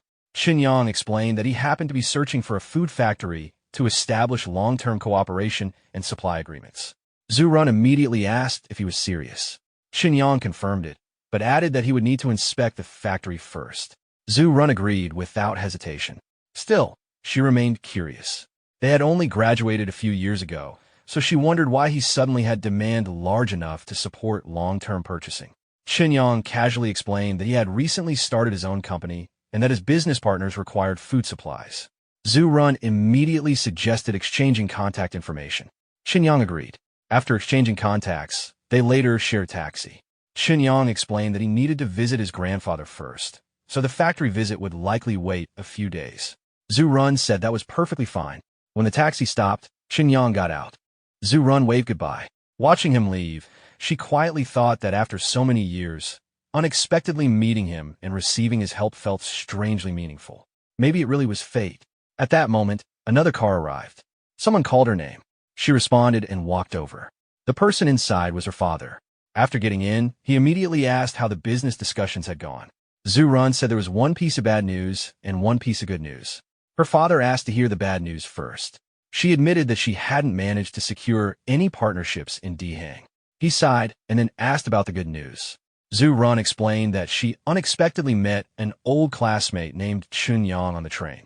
Coincidentally, he had demand for a large order and planned to visit their factory for inspection in a few days. Her father immediately became cautious. He warned her that old classmates suddenly offering major business could sometimes be scams and told her to stay careful. Meanwhile, at Wang'ai City People's Hospital, Chen Yang arrived. Someone greeted him. His father walked over and said Xiao Yang had finally returned. Chen Yang immediately asked about his grandfather's condition. His father explained that the old man had taken his medicine and fallen asleep. He told Chen Yang to rest for now and promised to call him once his grandfather woke up. Chen Yang nodded. Afterward, he walked into the bathroom. Standing there alone, he clenched his fists. He had to move quickly. No matter what, he had to find something that could save his grandfather. His thoughts immediately turned to the wasteland. Without hesitation, he activated the ring. Moments later, he arrived back in Grey Rat District D. Looking around, he wondered what he would do if Li Lu wasn't there. For a moment, he considered asking Uncle Wei instead, but he still wasn't sure whether he trusted him completely. In the end, he decided to go directly to Li Lu's house. Calling her name, he asked whether she was home. As he pushed open the door and stepped inside, he suddenly saw something unexpected. Startled, he immediately stepped back out and awkwardly said he would come back later. After some time, the two finally met again. Li Lu asked what urgent matter had brought her boss over so quickly. Chen Yang didn't waste time. He immediately asked the question that mattered most to him. With the current level of medical technology in their world, was terminal cancer still considered incurable? Li Lu answered without hesitation. Of course, cancer wasn't incurable anymore. She explained that after the Great Cataclysm, radiation spread across the planet, and cancer became more common than ordinary illness. If humanity had never solved it, people would have gone extinct long ago. Chen Yang immediately asked about the cure rate. Li Lu thought for a moment. Around 100 years earlier, the cure rate for the specialized treatment had already reached roughly 95%. But after the apocalypse began, nobody really continued keeping accurate statistics. Hearing that, Chen Yang quietly relaxed. At least his guess had been correct. He then asked whether that medicine could be purchased in Grey Rat Town. Li Lu shook her head. Not really. Chen Yang's expression immediately dimmed. But Li Lu quickly added something.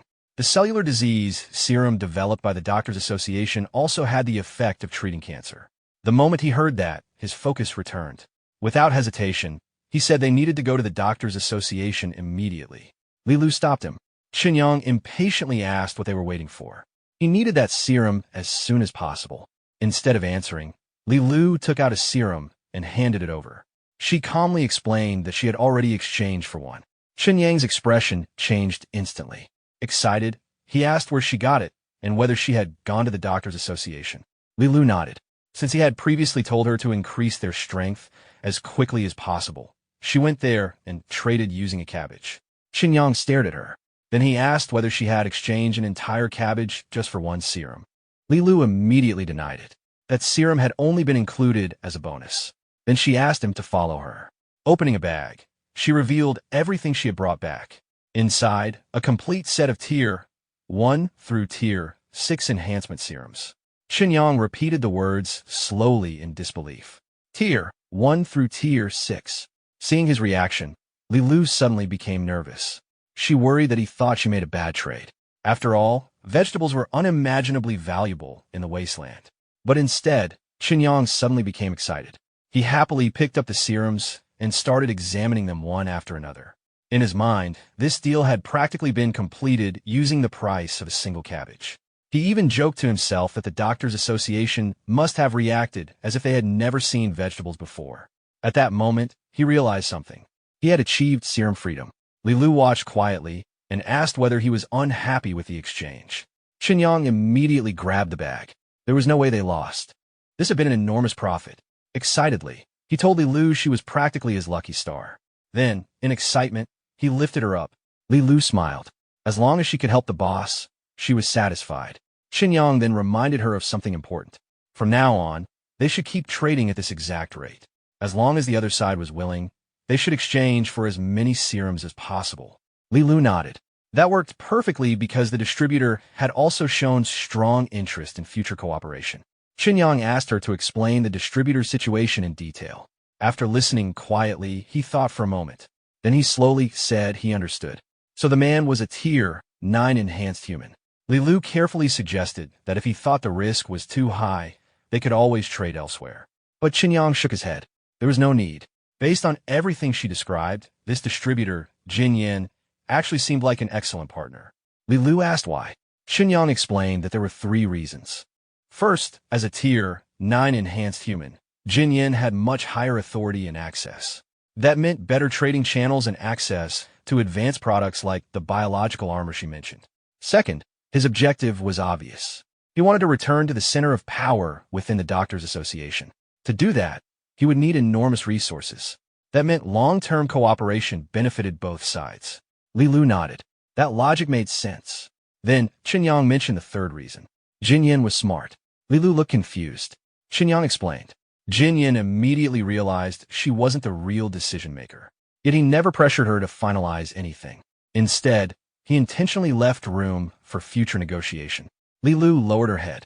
She quietly admitted that she lacked experience and accidentally revealed too much. But Chen Yang gently lifted her head. Wiping away the tears in her eyes, he told her not to feel discouraged. She had already done extremely well. Li Lu smiled and thanked him. Chen Yang then picked up the suitcase full of serums and said he would take them for now. The rest could wait until tomorrow. But just before he left, Li Lu stopped him. She warned him not to inject another serum yet. Chen Yang asked why. Li Lu explained that there had to be intervals between enhancement serum injections. Normally, there should be about 3 days between Tier 1 and Tier 2. From Tier 2 to Tier 3, the waiting period should exceed a week. Chen Yang asked whether injecting them too quickly caused side effects. Li Lu immediately confirmed it. The body needed time to fully absorb the previous serum. Otherwise, it wouldn't be able to handle the strain and could collapse. Chen Yang was startled. Then how was he supposed to know whether absorption was complete? Li Lu explained that people naturally felt it. Once absorption finished, the body would provide a very clear sensation. When the time came, he would understand. Chen Yang nodded. Then he told her he would see her tomorrow. Li Lu said goodbye to her boss. Soon afterward, Chen Yang returned to the modern world. Back at Wang'ai City People's Hospital, he appeared once again inside the bathroom stall. Holding the bag of serums, he couldn't hide his excitement. Everything had gone much more smoothly than he expected. To him, the wasteland truly was a treasure trove. Looking at the healing serum in his hand, he became convinced that his grandfather could still recover. Meanwhile, elsewhere in the hospital, a doctor was speaking with Chen Yang's father. She explained that her recommendation was based entirely on the current medical condition and asked him to consider it carefully. His father quietly said he would think about it. Just as the doctor prepared to leave, Chen Yang arrived and noticed her. Realizing she was likely his grandfather's attending physician, he immediately turned to his father and asked what she had said. His father sighed. The doctor had suggested transferring his grandfather to hospice care. Chen Yang looked confused. His father explained that it meant completing discharge procedures and bringing the old man home with medication to make his remaining time more comfortable. Hearing that, Chen Yang froze. So, they were basically telling his grandfather to go home and wait. His father explained further. The cancer had already spread throughout his body. Even the most expensive treatment would only extend his life by about 2 months. Dr. Han knew they were an ordinary family and couldn't realistically bear that cost, which was why she suggested discharge. Chen Yang quietly nodded. He understood. After a moment, his father suggested they visit grandfather first before handling the paperwork. Chen Yang agreed. Together, they entered the ward. His grandfather was still lying in bed, looking seriously ill. Seeing him, the old man weakly called his name. Chen Yang immediately answered and moved closer. Then his father quietly excused himself. He said he would ask about the discharge process and leave grandfather and grandson alone for a while. Even as he left, there were tears in his eyes. Watching his father try not to cry left Chen Yang unusually quiet. Once they were alone, another thought crossed his mind. Fortunately, ordinary hospital wards didn't have surveillance cameras. Without wasting time, he took out the mysterious serum. He told his grandfather that he had obtained a special medicine that might cure him. Then he asked whether he was willing to try. The old man became nervous when he saw the syringe. But after thinking about it, his condition couldn't realistically become much worse. To him, Chen Yang was simply trying to fulfill his filial duty. So he chose to trust him. And, quietly, he accepted the injection. The moment the medicine entered his body, something began to change. Chen Yang stood nearby and silently waited. If this failed, he had just injected his dying grandfather with an unknown substance from another world. After some time, something unexpected happened. Grandfather suddenly sat upright. Chen Yang immediately rushed over and asked whether he felt uncomfortable anywhere. But instead, the old man became excited. He said his body suddenly felt light. The pain, weakness, and discomfort, they all seemed to be gone. At that moment, Chen Yang finally released the breath he had been holding. It worked. The serum actually worked. Even after recovering, however, grandfather thought of something else. He pointed out that medicine, this miraculous, could become dangerous. If a dying person could recover like this, then once news spread, countless people would come searching for Chen Yang. Chen Yang reassured him. As long as they insisted it was simply a medical miracle, nothing should happen. Besides, only the two of them knew the serum existed. Grandfather finally relaxed. Giving him a thumbs up, he promised not to tell anyone. Chen Yang smiled and told him to rest. He would call a doctor for a new examination. Meanwhile, outside the ward, Chen Yang began thinking more seriously. Even though the recovery serum successfully saved his grandfather, he still couldn't commercialize something like this. He didn't understand how it worked. He couldn't guarantee stable production. More importantly, if the secret of traveling between worlds was exposed, the consequences would become impossible to control. While thinking, he noticed a faint glow from the ring. That reminded him of something important.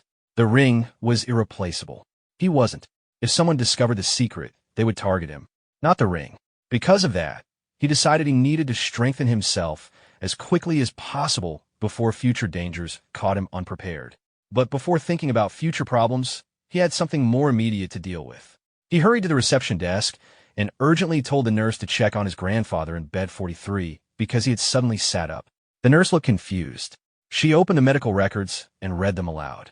Patient, Chen Jianjun, male, 69 years old, terminal liver cancer. Cancer had spread throughout the entire body. Loss of independent functioning. After hearing the report, Chen Yang insisted that he was telling the truth. The nurse still looked unconvinced. From her perspective, after caring for a seriously ill family member for so long, maybe he was simply under too much stress and imagining things. Honestly, that explanation sounded far more believable than a terminal cancer patient suddenly sitting up. But Chen Yang didn't waste time arguing. He directly pulled the nurse toward the ward and told her she would understand once she saw it herself. When they arrived, the scene in front of them completely overturned her understanding of reality. Grandfather was casually walking around the room. Walking. This was the same patient whose records described him as barely hanging on. Seeing Chen Yang enter, the old man casually asked what the doctor had said. Meanwhile, the nurse stood frozen. After staring for several seconds, she blurted out in shock, then turned around and ran out of the room. She hurried off to call Dr. Han immediately. As soon as she left, Chen Yang finally relaxed. It worked. Grandfather, equally excited, agreed. It had really worked. A few moments later, hurried footsteps approached. Dr. Han rushed into the ward and immediately asked where the patient was. The moment she saw him, she paused. Without saying anything, she walked over and personally began examining him. At this point, Chen Yang's father was visibly nervous. He quickly asked how the old man's condition looked. After checking him, Dr. Han admitted that based on what she was seeing, old Master Chen's condition was unexpectedly excellent. In fact, his recovery was so unusual that even she found it difficult to believe. Hearing that, Chen Yang immediately asked whether that meant his grandfather was completely cured. Dr. Han remained cautious. She explained that a full conclusion couldn't be made yet. A complete examination was still necessary, and she hoped the family would cooperate. Grandfather immediately agreed and said he would follow Chen Yang's arrangements. With that settled, Dr. Han asked everyone to come with her. Then she added another piece of good news: the hospital would cover all examination costs. The moment Chen Yang's father heard that, he repeatedly thanked her. Soon afterward, the examinations began. Sometime later, the results finally returned. Everyone gathered around while Dr. Han reviewed the scans. Chen Yang's father nervously asked about the outcome. Then came the result. According to the CT images, all tumors had disappeared. Every single one. Even the cancer cells that had spread throughout the body were gone. For a moment, the family simply stood there. Grandfather himself looked full of energy. Excitedly, he declared that he felt 20 years younger. He looked ready to start exercising immediately. Chen Yang quickly told him to calm down. His father also reminded him that he had only just recovered and should still take things slowly. But Dr. Han interrupted. Looking at the reports, she explained there was actually nothing to worry about. Not only had the cancer disappeared, all of his age-related illnesses had vanished as well. According to the examination results, his overall health was now exceptionally good. Even Dr. Han sounded surprised reading the report. After hearing this, Chen Yang's father immediately asked the question he cared about most. Could they discharge him? Dr. Han nodded. Yes, but there was one condition. Everyone immediately became tense again. Dr. Han explained that recovery like this was extraordinarily rare.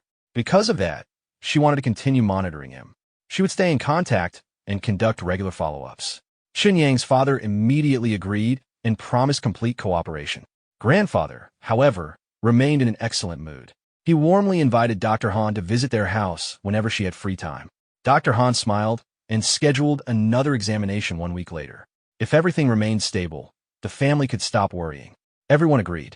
Meanwhile, Grandfather kept reminding Dr. Han not to forget the invitation. Chen Yang quietly hoped he wouldn't keep talking.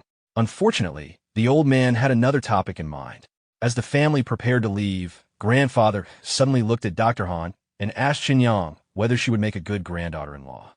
As Chen Yang and his family left the hospital, Dr. Han remained thoughtful. The more she considered what happened, the stranger it became. Something wasn't adding up. Back in her office, she started reviewing records. Chen Jianjin's condition had actually been worse than old Master Chu's case. Yet somehow, he recovered completely. The more she compared cases, the more suspicious it felt. Eventually, her thoughts drifted toward a certain person. Meanwhile, at the Chu family estate, people moved around busily. At that moment, a young woman received a phone call. She was in the middle of hurrying to a company meeting and casually told the caller that she didn't really have time to chat right now. On the other end of the call, Dr. Han dropped unexpected news. A patient with terminal liver cancer had completely recovered today without any warning signs beforehand. That immediately caught the other woman's attention. She stopped walking and asked whether Dr. Han meant complete recovery. Dr. Han confirmed it. Not only were the examination results completely normal, every trace of cancer cells had disappeared. Hearing that, her expression changed. She immediately instructed her assistant to postpone the company meeting. The assistant looked surprised, but nobody questioned the order. At this moment, the meeting no longer mattered. A terminal cancer patient returning from the brink of death was far more important. She quickly asked what medicine had been used and what treatment the patient received. But Dr. Han gave an unexpected answer. As far as she could verify, the recovery had nothing to do with the treatment plan. That only increased her curiosity. She requested the patient's complete records and examination data. Dr. Han agreed, but warned her not to expect too much. She doubted the records would reveal anything meaningful. Naturally, That made the situation feel even stranger. The president of the Chu family asked why. Dr. Han finally revealed the detail that had been bothering her. She had already issued a critical condition notice. The patient had been at death's door. Yet on the exact day his grandson visited, he suddenly recovered. The timing was simply too precise. Dr. Han then suggested that if she really wanted answers, investigating the grandson would probably be faster. Immediately, the woman focused on that detail. The grandson? Dr. Han confirmed it. His name was Chen Yang. If she wanted answers, she should quietly investigate him. The woman repeated the name to herself. Chen Yang. Then she calmly said she remembered it. And just like that, Chen Yang had no idea that one hospital visit had already attracted the attention of another powerful figure. Because once influential people started paying attention, things usually became complicated very quickly. Before sunrise, Chen Yang was already preparing to leave again. His father noticed and asked where he was going so early without even eating breakfast. Chen Yang quickly came up with an excuse. He said he was meeting an old classmate. His father reminded him not to stay out too long because the family planned to hold a banquet that evening to celebrate grandfather's discharge. Chen Yang assured him he would return on time. After leaving, he headed into a narrow alley. Walking deeper inside, he carefully observed the surroundings. No surveillance. Very few pedestrians. Perfect. This place was ideal for teleporting unnoticed. Then he suddenly laughed to himself. At this point, Li Lu and Uncle Wei had unknowingly become his universal excuse whenever he mentioned old classmates. Without anyone around, he activated the ring. Energy gathered around him. The next moment, he disappeared. Meanwhile, back in the wasteland, Li Lu was happily enjoying a special snack. She was completely focused until she noticed Chen Yang finally arriving. She immediately asked whether the urgent matter from earlier had been resolved. Chen Yang got straight to the point. The recovery serum had performed extremely well. After discussing it with his organization, they had decided to deepen cooperation with the Doctors Association. Then he gave a new order. Biological armor would become the top priority. As for the remaining vegetables, trade all of them for enhancement serums. Every single one. Li Lu nearly choked. She asked whether he really meant all of them. Enhancement serums could only be used once. Buying so many sounded excessive. But Chen Yang wasn't worried. These serums wouldn't just be for the two of them anymore. His organization had decided to establish a branch base in this region. Li Lu froze. A real branch base? Then she immediately pointed out the risks. The area was surrounded by zombies, mutants, and dangerous factions. This wasn't exactly a safe location. But Chen Yang had already decided. He planned to establish an operational base using Gray Rat District as the foundation. Before moving forward, though, he asked the most important question. Could the people here be trusted? Li Lu thought for a moment. Compared with larger settlements, District D residents were weaker. But they were united. And more importantly, they were trustworthy. Chen Yang nodded. That was exactly what he wanted to hear. Strength wasn't the problem. Strength could be improved through serums. Character was harder to build. Then, he casually said something that left Li Lu speechless. His goal wasn't to raise only the elites. He wanted every member of the base to reach at least Tier 4. As for key personnel like Li Lu, Tier 5 or even higher. Li Lu froze. The way he talked about enhancement serums made it sound like bulk supplies. Chen Yang noticed her reaction and asked whether obtaining that many serums was impossible. Li Lu quickly shook her head. That wasn't the issue. The real problem was much more serious.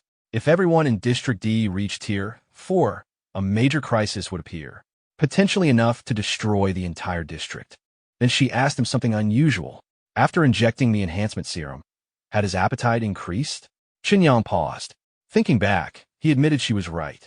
He had been eating 3 or 4 times more than before. Li Lu explained. Enhancement serums strengthened cells and dramatically increased physical ability, but they also massively increased energy consumption. Power wasn't free. The stronger someone became, the more fuel their body required. Chen Yang immediately understood. If the number of enhanced humans increased, food demand would rise with it. But Li Lu wasn't finished. Appetite increased with each tier. An ordinary person might need only half a kilogram of food per day. Chen Yang currently needed around 1.5 kilograms. Li Lu herself consumed roughly 2.5. And a Tier 4 enhanced human would require around 8 kilograms every single day. At that point, it wasn't eating anymore. It was continuous resource consumption. Li Lu finally explained the real danger. Gray Rat District currently had more than 200 residents. If all of them became Tier 4, the surrounding ecosystem would collapse. Every nearby animal would eventually be hunted. And once food disappeared, even enhanced humans would begin starving. At that moment, Chen Yang finally understood what Li Lu was worried about. A powerful army sounded great. A powerful army capable of accidentally consuming an entire ecosystem, not so much. But after doing the math in his head, he wasn't particularly concerned. More than 200 Tier 4 enhanced humans would indeed require over a ton of food every day. But unlike everyone else, he had access to an entire modern world. Compared to the problems he had already solved, food was actually one of the easier ones. So he told Li Lu not to worry. As the boss, guaranteeing food supplies was his responsibility. Her responsibility was building the base and making sure it could withstand outside threats. Li Lu immediately agreed. Then Chen Yang made a promise. No matter how strong someone became, everyone in the base would have enough to eat. Hearing that, Li Lu was genuinely moved. Before she could become too emotional, Chen Yang quickly changed the subject and asked her to take him to Uncle Wei. She nodded and led the way. Under the blazing heat, the two soon arrived. Uncle Wei greeted both of them. Chen Yang immediately asked about progress. Uncle Wei honestly admitted that the computer technology Chen Yang provided felt outdated from his perspective. Even so, there were still many details he needed to study before fully understanding it. Chen Yang commented that progress sounded a little slow. Uncle Wei quickly reassured him. If the task was only adapting existing computer software, he could already start. The real problem was that he hadn't had a functioning computer for practice. After all, learning computers without an actual computer wasn't exactly efficient. Chen Yang smiled. That was exactly why he came prepared. He placed a large box on the ground. Pointing at it, he told Uncle Wei to use this. The moment the computer was assembled, Uncle Wei became excited. He powered on and immediately started exploring. As he worked, his eyes gradually brightened. Very quickly, he began understanding how the operating system and hardware interacted. After some time, he confidently looked up. As long as the hardware was sufficient, there would be no problem. He could build whatever Chen Yang needed. Only then did Chen Yang reveal his real objective. He wanted an online game. Not just any game, it had to run on mobile phones from 200 years earlier. Then he handed over a phone with a game already installed as reference. He asked Uncle Wei to use it as a template. There was only one requirement. The final product had to be even better and more engaging. Uncle Wei agreed and immediately started studying it. Soon, sound effects began playing. First blood, double kill, triple kill, quadra kill, pentakill. As he continued, his expression became increasingly strange. Eventually, he looked up and asked a devastating question. Could this even be called a game? According to him, some of the worst entertainment products before the Great Cataclysm had far more advanced design than this. Then he made another suggestion. If Chen Yang allowed him to reference game concepts from before the Great Cataclysm, development could move much faster. Chen Yang immediately agreed. Referencing wasn't copying. Totally different things. Definitely. Then he told Uncle Wei to focus entirely on finishing the project. As an extra incentive, there would be an additional reward after completion. That made Uncle Wei even more motivated. Chen Yang then asked the question he cared about most. How long would development take? After estimating briefly, Uncle Wei answered. 7 days. At most 7 days. The entire project will be finished. Chen Yang froze. For a moment, he genuinely didn't know how to react. Back in his world, major games often required years. Even seemingly simple mobile games usually took months. Yet this man was casually discussing building an online game within a week. Once again, Chen Yang felt the enormous technological gap between the two worlds. Meanwhile, Uncle Wei completely misunderstood his silence. Instead of assuming Chen Yang was shocked by the speed, he thought the boss felt disappointed. Immediately becoming nervous, he hesitated before speaking again. Actually, it could be even faster. There were several people in District D who understood Intel brain technology. If they joined, development speed would improve significantly. Then he gave a new estimate. Less than 5 days. This time, Chen Yang almost lost composure. 5 days. There were people in his world who spent 5 days deciding an application icon. Meanwhile, this man wanted to build an online game. Chen Yang silently laughed. Without hesitation, he patted Uncle Wei on the shoulder, gave him a thumbs up, and told him to recruit anyone he needed. But Uncle Wei still looked hesitant. More people meant more supplies, more food, more resources. Wouldn't that increase the burden? Chen Yang simply waved the concern away. Originally, he had planned to recruit everyone in Gray Rat District anyway. The moment those words left Chen Yang's mouth, Uncle Wei froze. For a second, he thought he had misheard. Li Lu stepped forward and confirmed it. Chen Yang really intended to establish a base of his own. As long as someone was loyal and trustworthy, they could be recruited. The moment Uncle Wei understood, his emotions overflowed. His eyes turned red. His voice trembled. Then before anyone could stop him, he dropped to his knees. He declared that Chen Yang was their savior. Chen Yang was caught completely off guard. He quickly told him not to do that. From his perspective, this was simply employment. A boss hiring workers. Nothing more. But Uncle Wei shook his head. Chen Yang didn't understand. The tax collection period was approaching. If not for his arrival, everyone in Gray Rat District would soon be facing disaster. Chen Yang became curious. Tax collection? This was the first time he had heard about it. He asked why nobody mentioned it earlier. Li Lu let out a quiet sigh.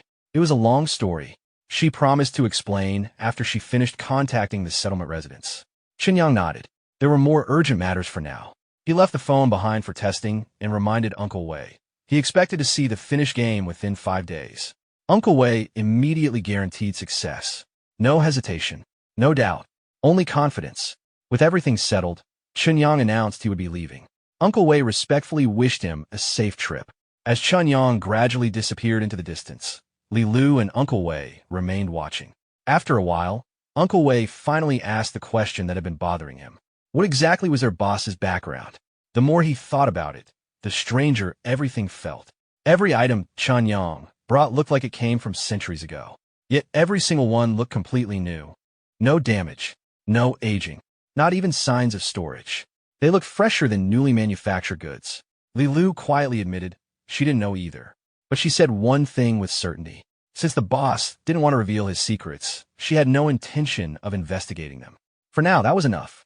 Uncle Wei then asked another question. How could they be sure Chen Yang didn't have bad intentions? Li Lu repeated the phrase quietly. Bad intentions? Uncle Wei pointed around the room. Their district was so poor it barely had anything worth stealing. What exactly could Chen Yang even gain by plotting against them? Li Lu actually paused to think. Then she suddenly realized something. The food Chen Yang casually brought over in the past few days, by itself, was enough to recruit an army of enhanced humans. That food alone was worth more than most of Gray Rat District's assets. Uncle Wei admitted she had a point. But Li Lu still shook her head. Chen Yang felt different.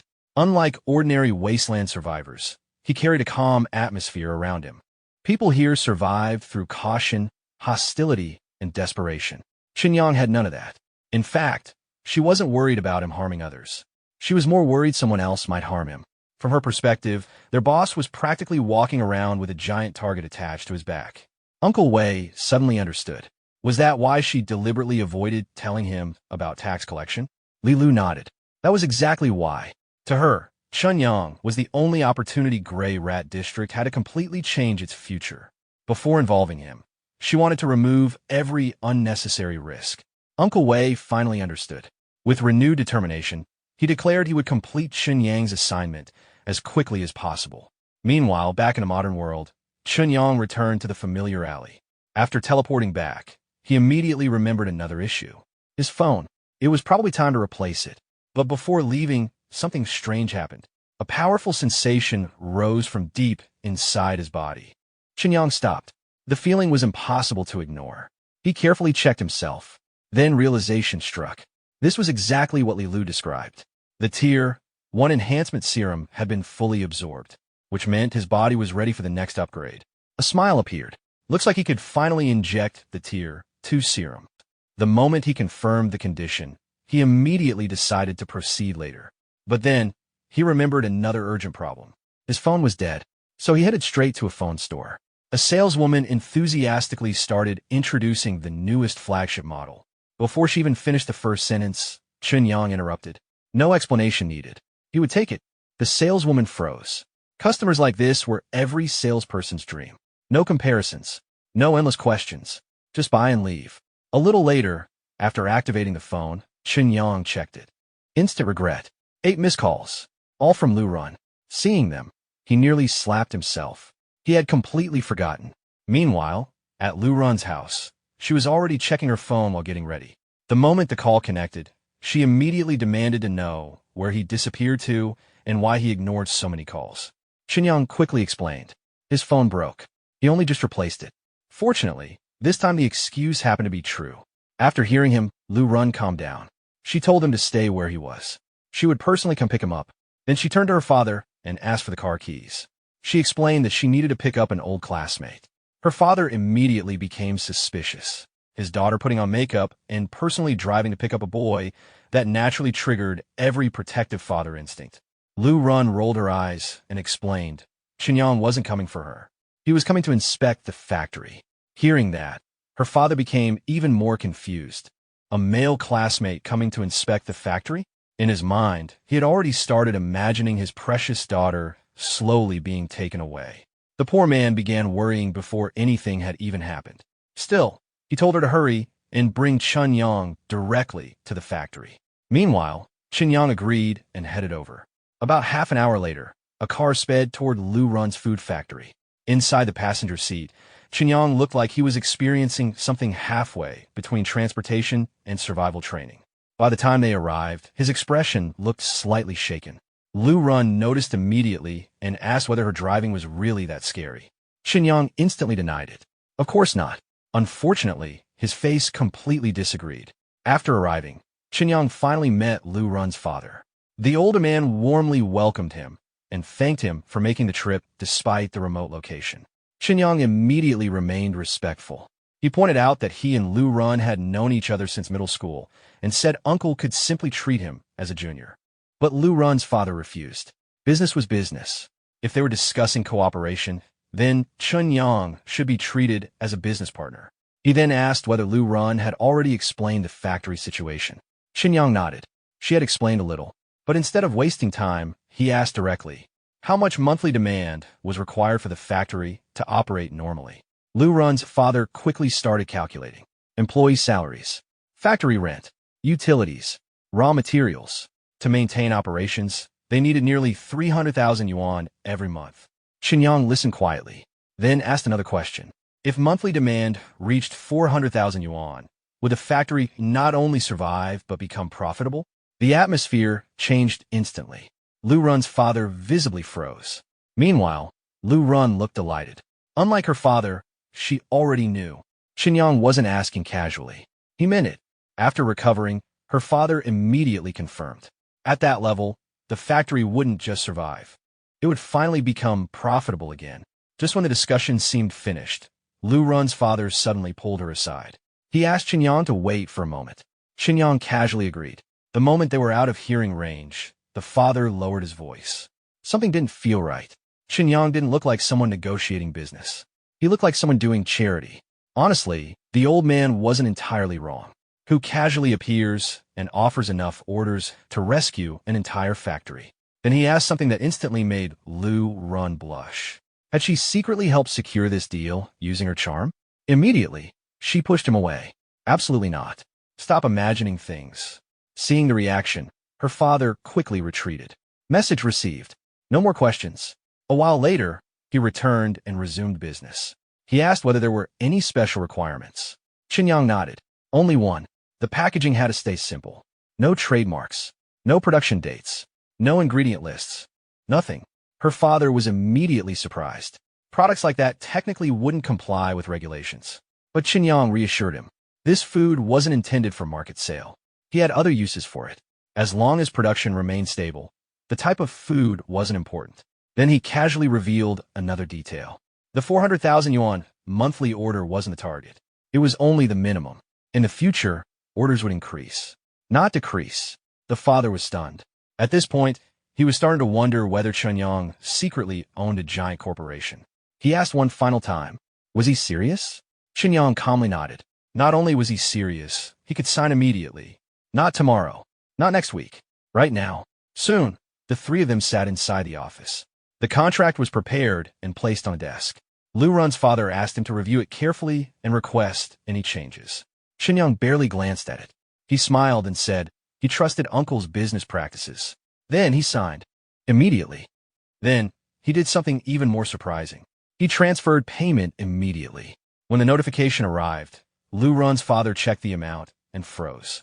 It wasn't a deposit. It was the entire payment, paid in advance. He looked up and asked why. Chen Yang simply smiled. Then he stood and shook hands again. He said he trusted Lu Run and trusted Uncle even more. The father nodded respectfully. At this point, he no longer saw Chen Yang as simply his daughter's classmate. He treated him as a serious business partner. With genuine appreciation, he thanked him for the cooperation. Meanwhile, back in Grey Rat District D, nearly all the residents had gathered. People stood shoulder to shoulder, quietly discussing what was happening. Li Lu looked across the crowd and told Chen Yang everyone was here. As Chen Yang walked toward the front, people continued whispering. Some remained skeptical. One person looked at his ordinary appearance and questioned whether someone this young was reliable. Another shrugged. Whoever came didn't matter. They were already poor enough that there wasn't much left to lose. Sometimes, when life becomes difficult enough, taking a gamble starts sounding reasonable.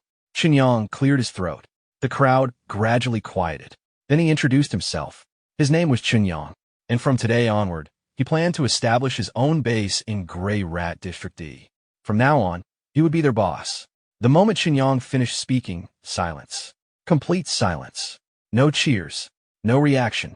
Chen Yang immediately became confused. Then he realized something. These people didn't care about titles. They cared about survival.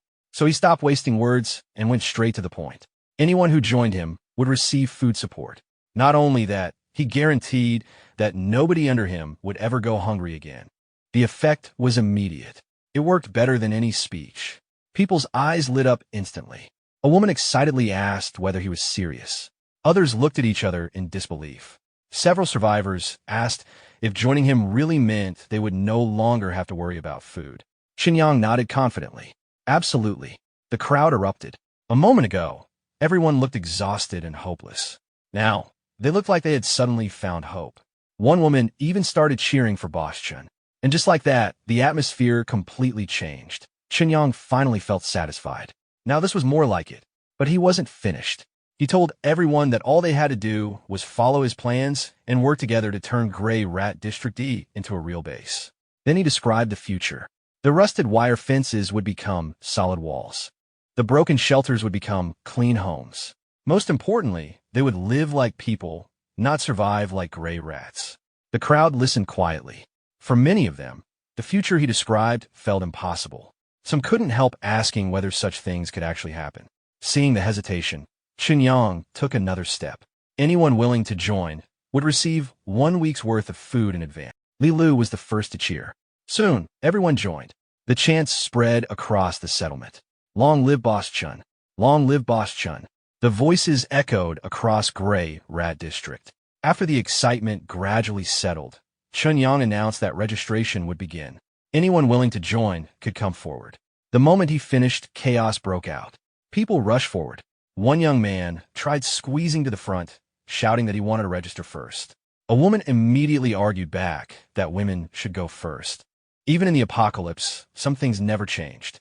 Registration began. Li Lu introduced people one by one. The first was Li Hua, 17 years old.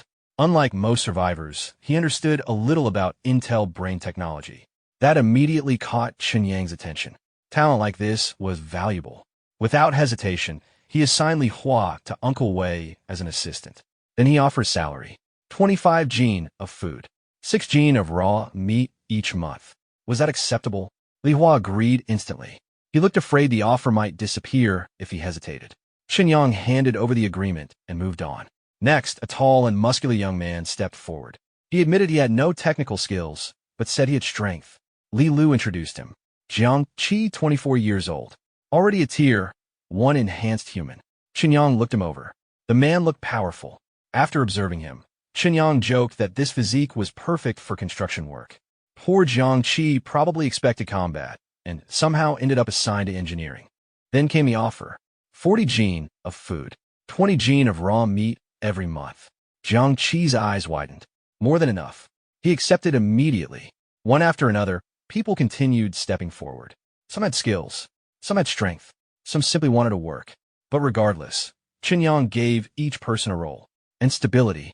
For the first time in a long time, the people of Grey Rat District felt like they could see a future. By the time recruitment ended, people left smiling. Even Chen Yang felt satisfied. Li Lu finished counting, then reported Every single survivor in Gray Rat District D had signed up. Every one of them. Chen Yang quietly exhaled. Recruitment was complete. Now it was time to discuss something more serious. He turned toward Li Lu.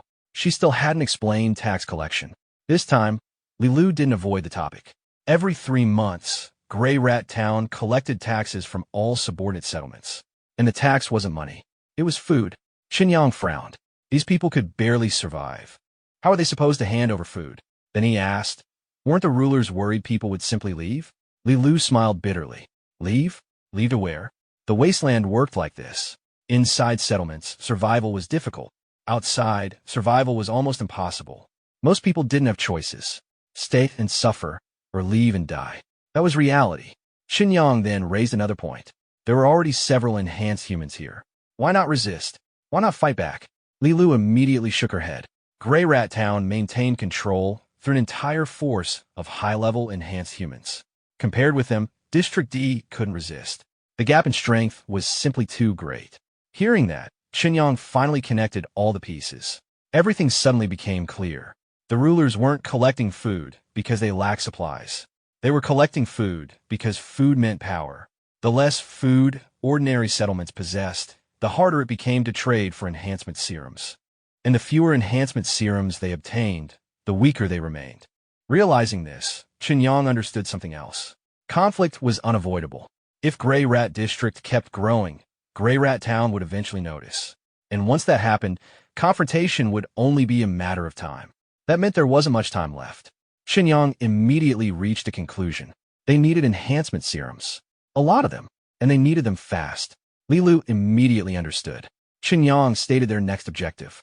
Before the next tax collection, they had to build enough strength to surpass Gray Rat Town. Meanwhile, back in a modern world, as soon as the plane landed at Diang Airport, Chen Yang headed out. Along the way, he wondered how things were progressing on Danden's side. Before he had time to look around, Danden was already waving at him. After meeting up, Chen Yang asked why she personally came to pick him up. Danden immediately fired back. Now he was the big boss, while she was just a miserable employee. Besides, if she didn't pick him up, he probably wouldn't even know where the company was. Chen Yang silently admitted she had a point. A while later, they arrived at the company building. After taking a look, Chen Yang commented that the place looked impressive.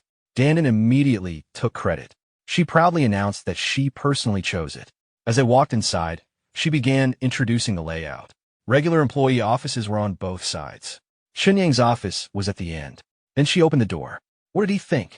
Chen Yang walked in, looked around carefully, then sat down. After observing everything, he nodded. He was satisfied. Not bad for a newly established company. Once seated, he asked about recruitment progress. Danden reported that finance and legal positions had already been filled. Other departments were still recruiting. After finishing, she asked whether they should organize a meeting with employees. Chen Yang immediately rejected the idea. There wasn't much point. He wouldn't even know what to say. Danden looked speechless. She had never seen a startup founder become hands-off this quickly. The company had barely started, and he was already delegating. Chen Yang remained unconcerned. His focus would be products, research and development. Everything else went to Danden. Immediately, she realized what was happening. She said she knew he planned to overwork her. Chen Yang immediately corrected her. This wasn't exploitation. This was training, developing talent in advance. Then he casually patted her head and said, once the company expanded, she could become his right-hand person. Danden clearly enjoyed hearing that, but she still sighed. She genuinely didn't understand where he got this confidence. Then she warned him not to destroy the company. Chen Yang remained calm. After all, he had technological support nobody else knew about. With 200 years of technological advantage, he didn't think failure was likely.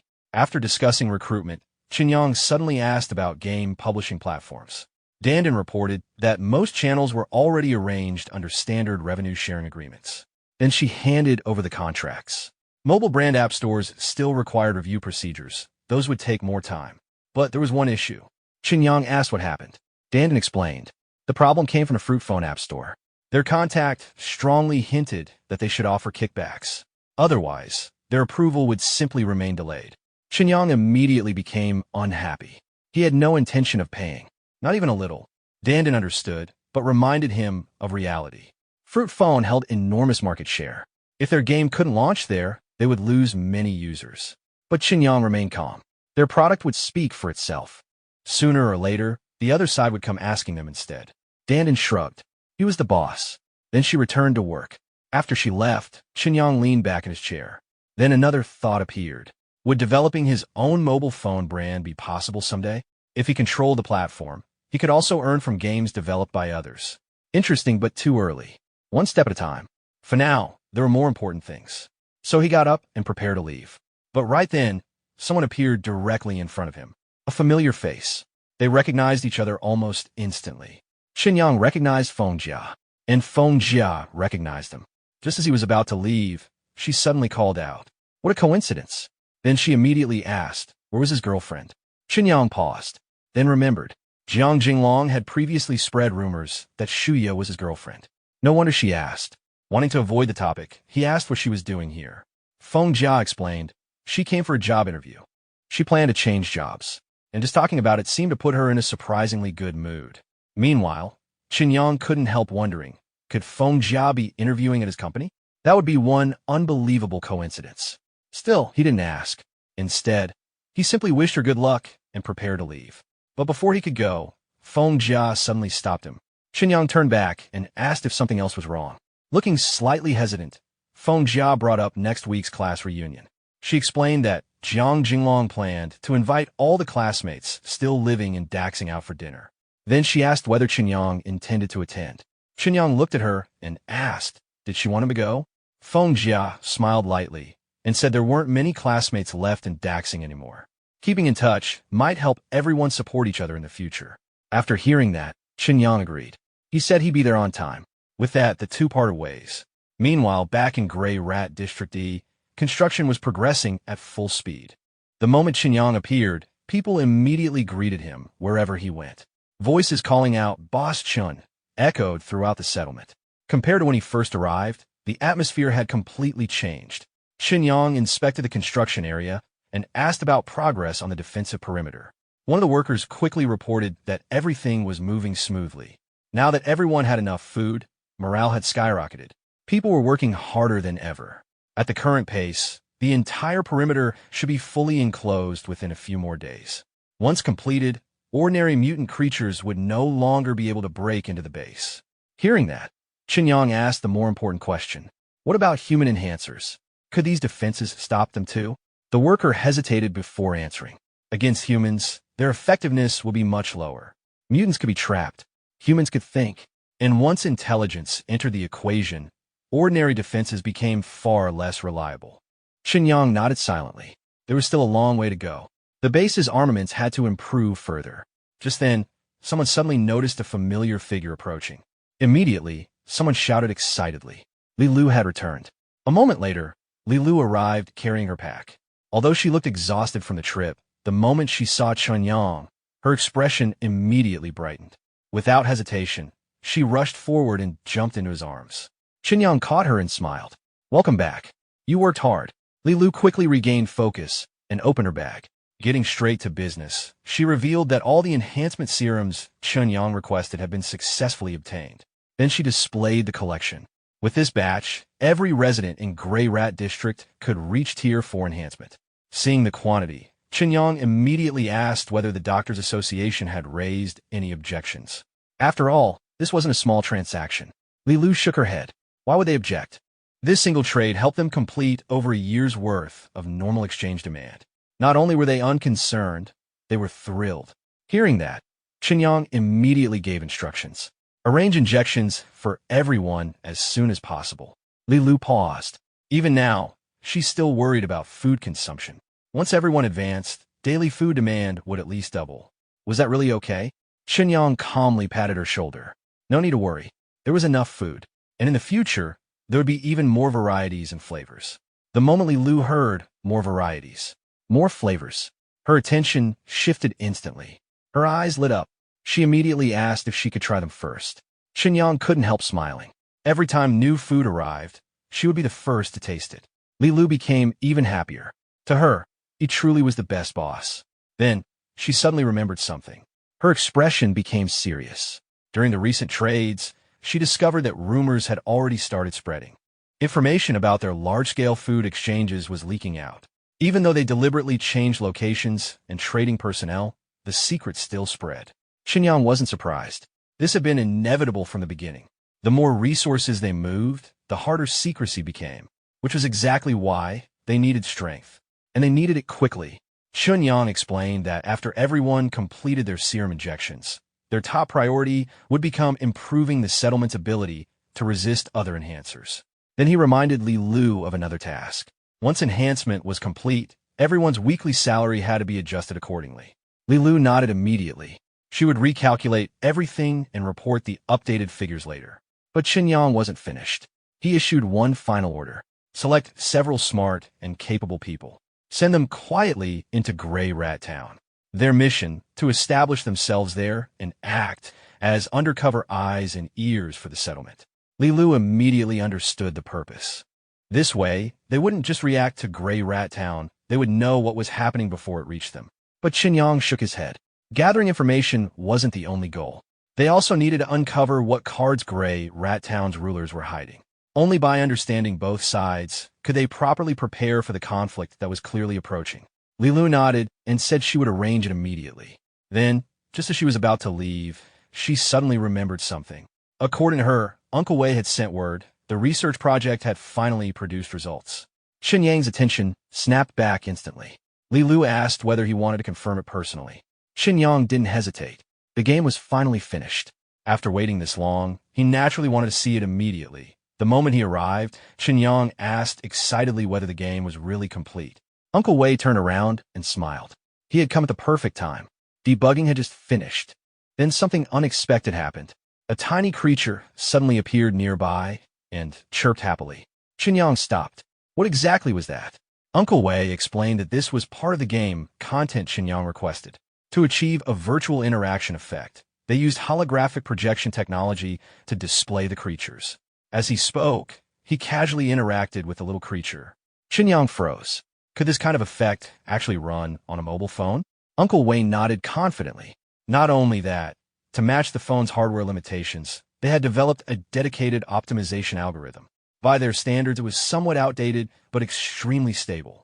Then, Chen Yang pressed a button. Instantly, another creature appeared from the phone and jumped onto him. For a moment, he didn't know what to say. He asked for a mobile game.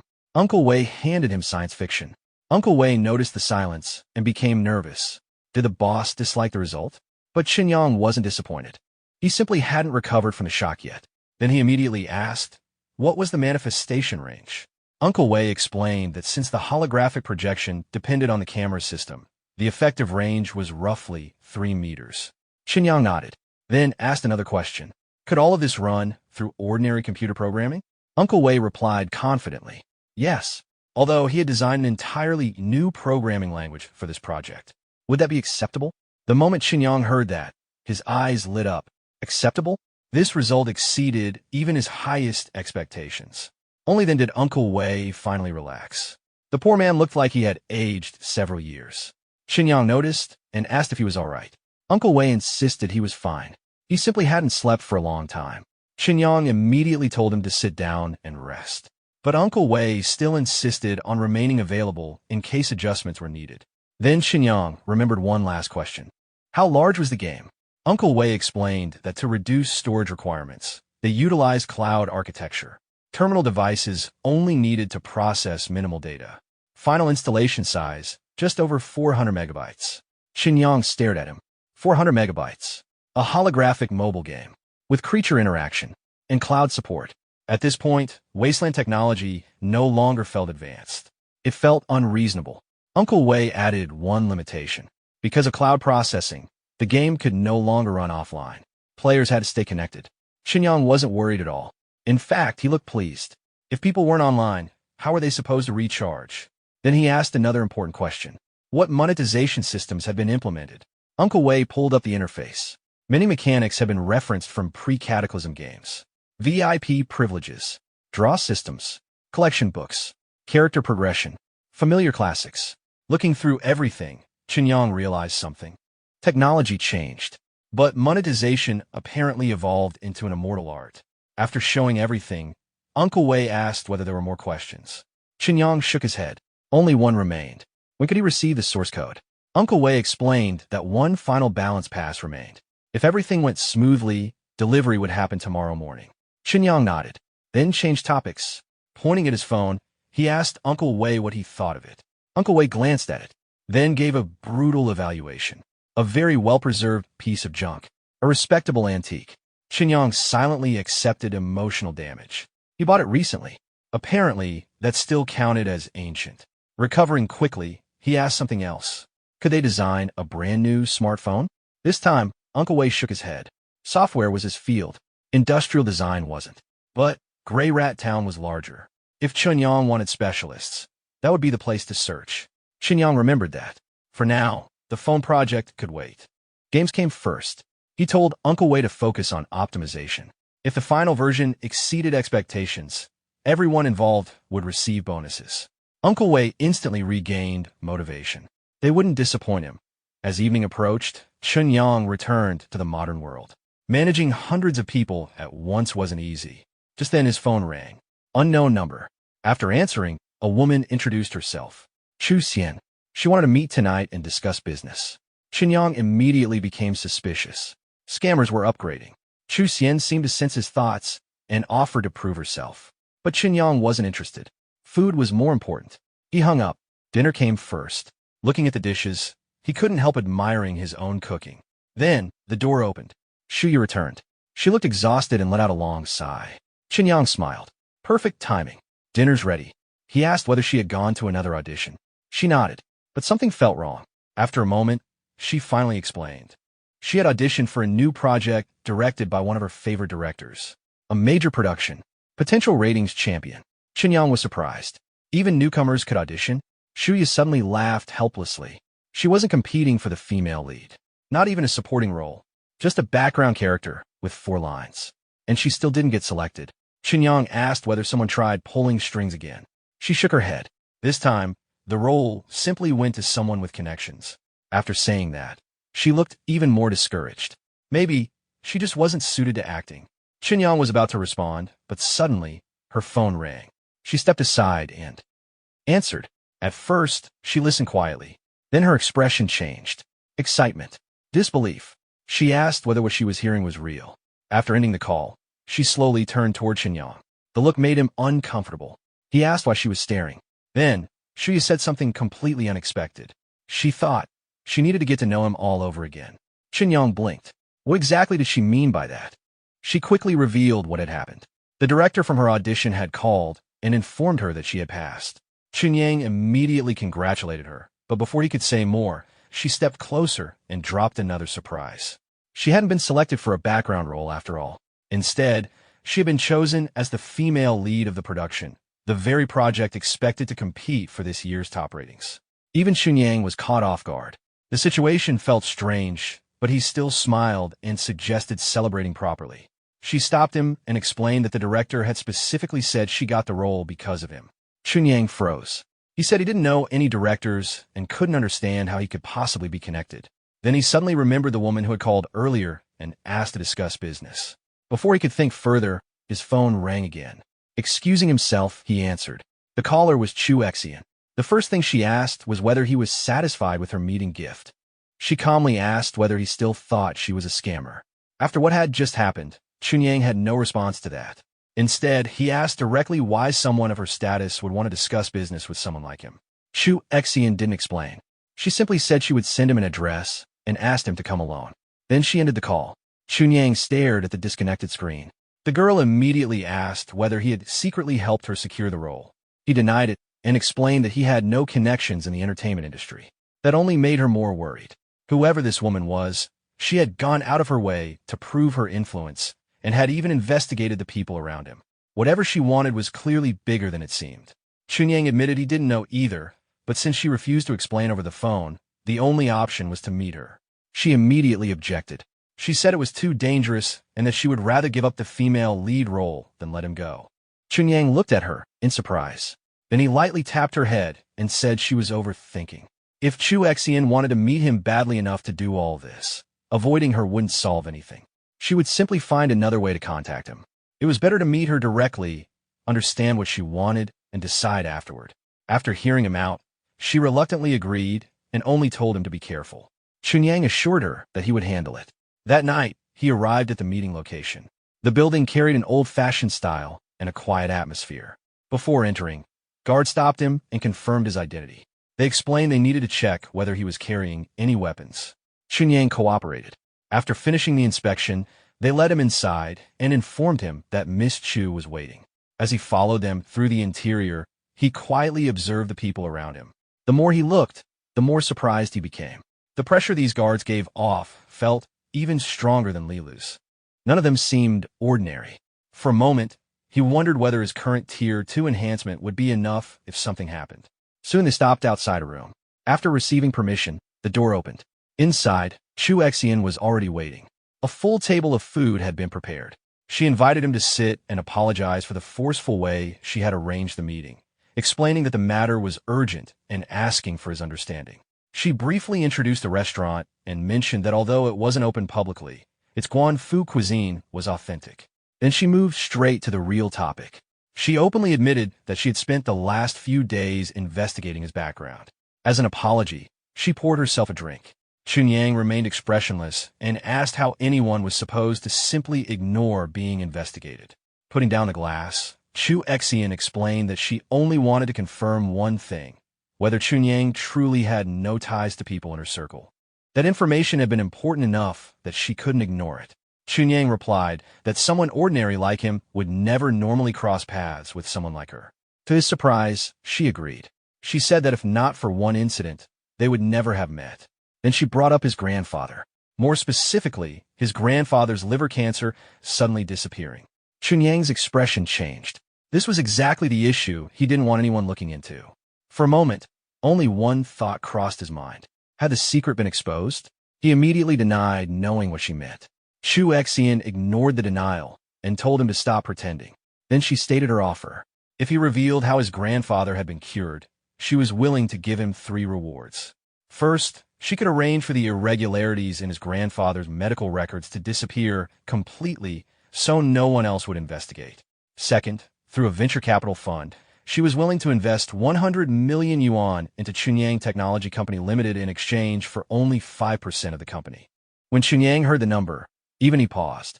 100 million yuan was not a small amount. Still, he stayed calm and asked about the third reward. Chu Xian revealed it directly. The final reward would be the friendship of the Chu family. To make sure he understood what that meant, she told him that her grandfather was Chu Liangpong and suggested he look him up himself.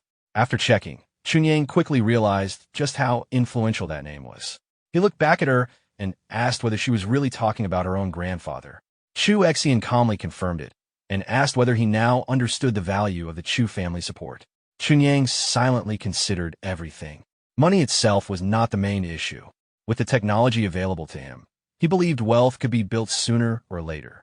But his grandfather's medical records were a hidden risk. And if he wanted future business to progress smoothly, powerful backing would certainly be useful. The only problem was trust. There were no guarantees in this deal. Noticing his hesitation, Chu Xian offered a compromise. She would arrange the first 2 rewards in advance tomorrow. As for the Chu family's friendship, that would formally begin only after her grandfather recovered. After thinking it over, Chen Yang agreed. Once he received those rewards tomorrow, he would provide the medicine the following day. Chu Xian's expression relaxed. She said that after her grandfather recovered, she would personally visit to express her gratitude. Chen Yang refused politely. To him, protecting the secret was enough. Chu Xian agreed. If the treatment truly worked, secrecy benefited both sides. With that, the negotiation ended. Chen Yang raised his glass and proposed a successful cooperation. Chu Xian returned the gesture. The deal was settled. Later, after Chen Yang left, one of the guards reported that he had departed safely. Chu Xian immediately gave another order. She told them to quietly monitor him and report anything unusual. After everyone left, she remained alone. Everything she had done came down to one reason. She wanted her grandfather cured. Back at home, someone had already been waiting anxiously. The moment Chen Yang entered, she immediately asked how the meeting went and whether Chu Xian had made things difficult. He reassured her that everything was fine. According to him, Chu Xian only needed his help with something. Then he told her not to think too much and to focus on preparing for her role as the female lead. She still looked uncertain and asked whether things were really all right. Chen Yang smiled and asked whether he looked like someone who would pretend to have influence. That finally eased her worries. She happily said she already knew he was reliable. Just then, another person rushed in and immediately started complaining about running into another strange person again. After hearing a few details, she jokingly wondered what kind of luck attracted so many weird encounters. The newcomer admitted she wanted to know the same thing. Chen Yang had no interest in joining the discussion. He returned to his room. Once the door closed and things became quiet, a familiar sensation spread through his body. He immediately recognized it. The Tier 2 enhancement serum had fully absorbed. Excited, he started testing himself. After a few punches and some simple movement, he realized his strength had increased by more than half. The improvement was obvious. Then he remembered what Lilu had said. Normally, Tier 2 absorption required at least a week. For him, it had finished in less than 3 days. That was abnormal. Looking at the Tier 3 serum in his hand, he decided not to rush. Before injecting another one, he wanted to understand why his absorption speed was so unusual. The next day, he returned to Gray Rat District. The moment Lilu saw him, she excitedly rushed over and jumped into his arms. After greeting her, Chen Yang asked directly about something that had been bothering him. His Tier 2 serum had already been completely absorbed. Why had it happened so fast? Lilu was surprised. She admitted she had never seen anyone absorb a Tier 2 serum at that speed. Still, she had a theory. Before enhancement fully takes effect, the serum first repairs radiation damage inside the body. The more severe the contamination, the longer the process takes, which meant the opposite was also true. If Chen Yang absorbed it this quickly, then his body must contain almost no radiation contamination. That was what confused her. After the Great Cataclysm, everyone should carry radiation damage. So why was he different? The question immediately made Chen Yang pause. Fortunately, he reacted quickly.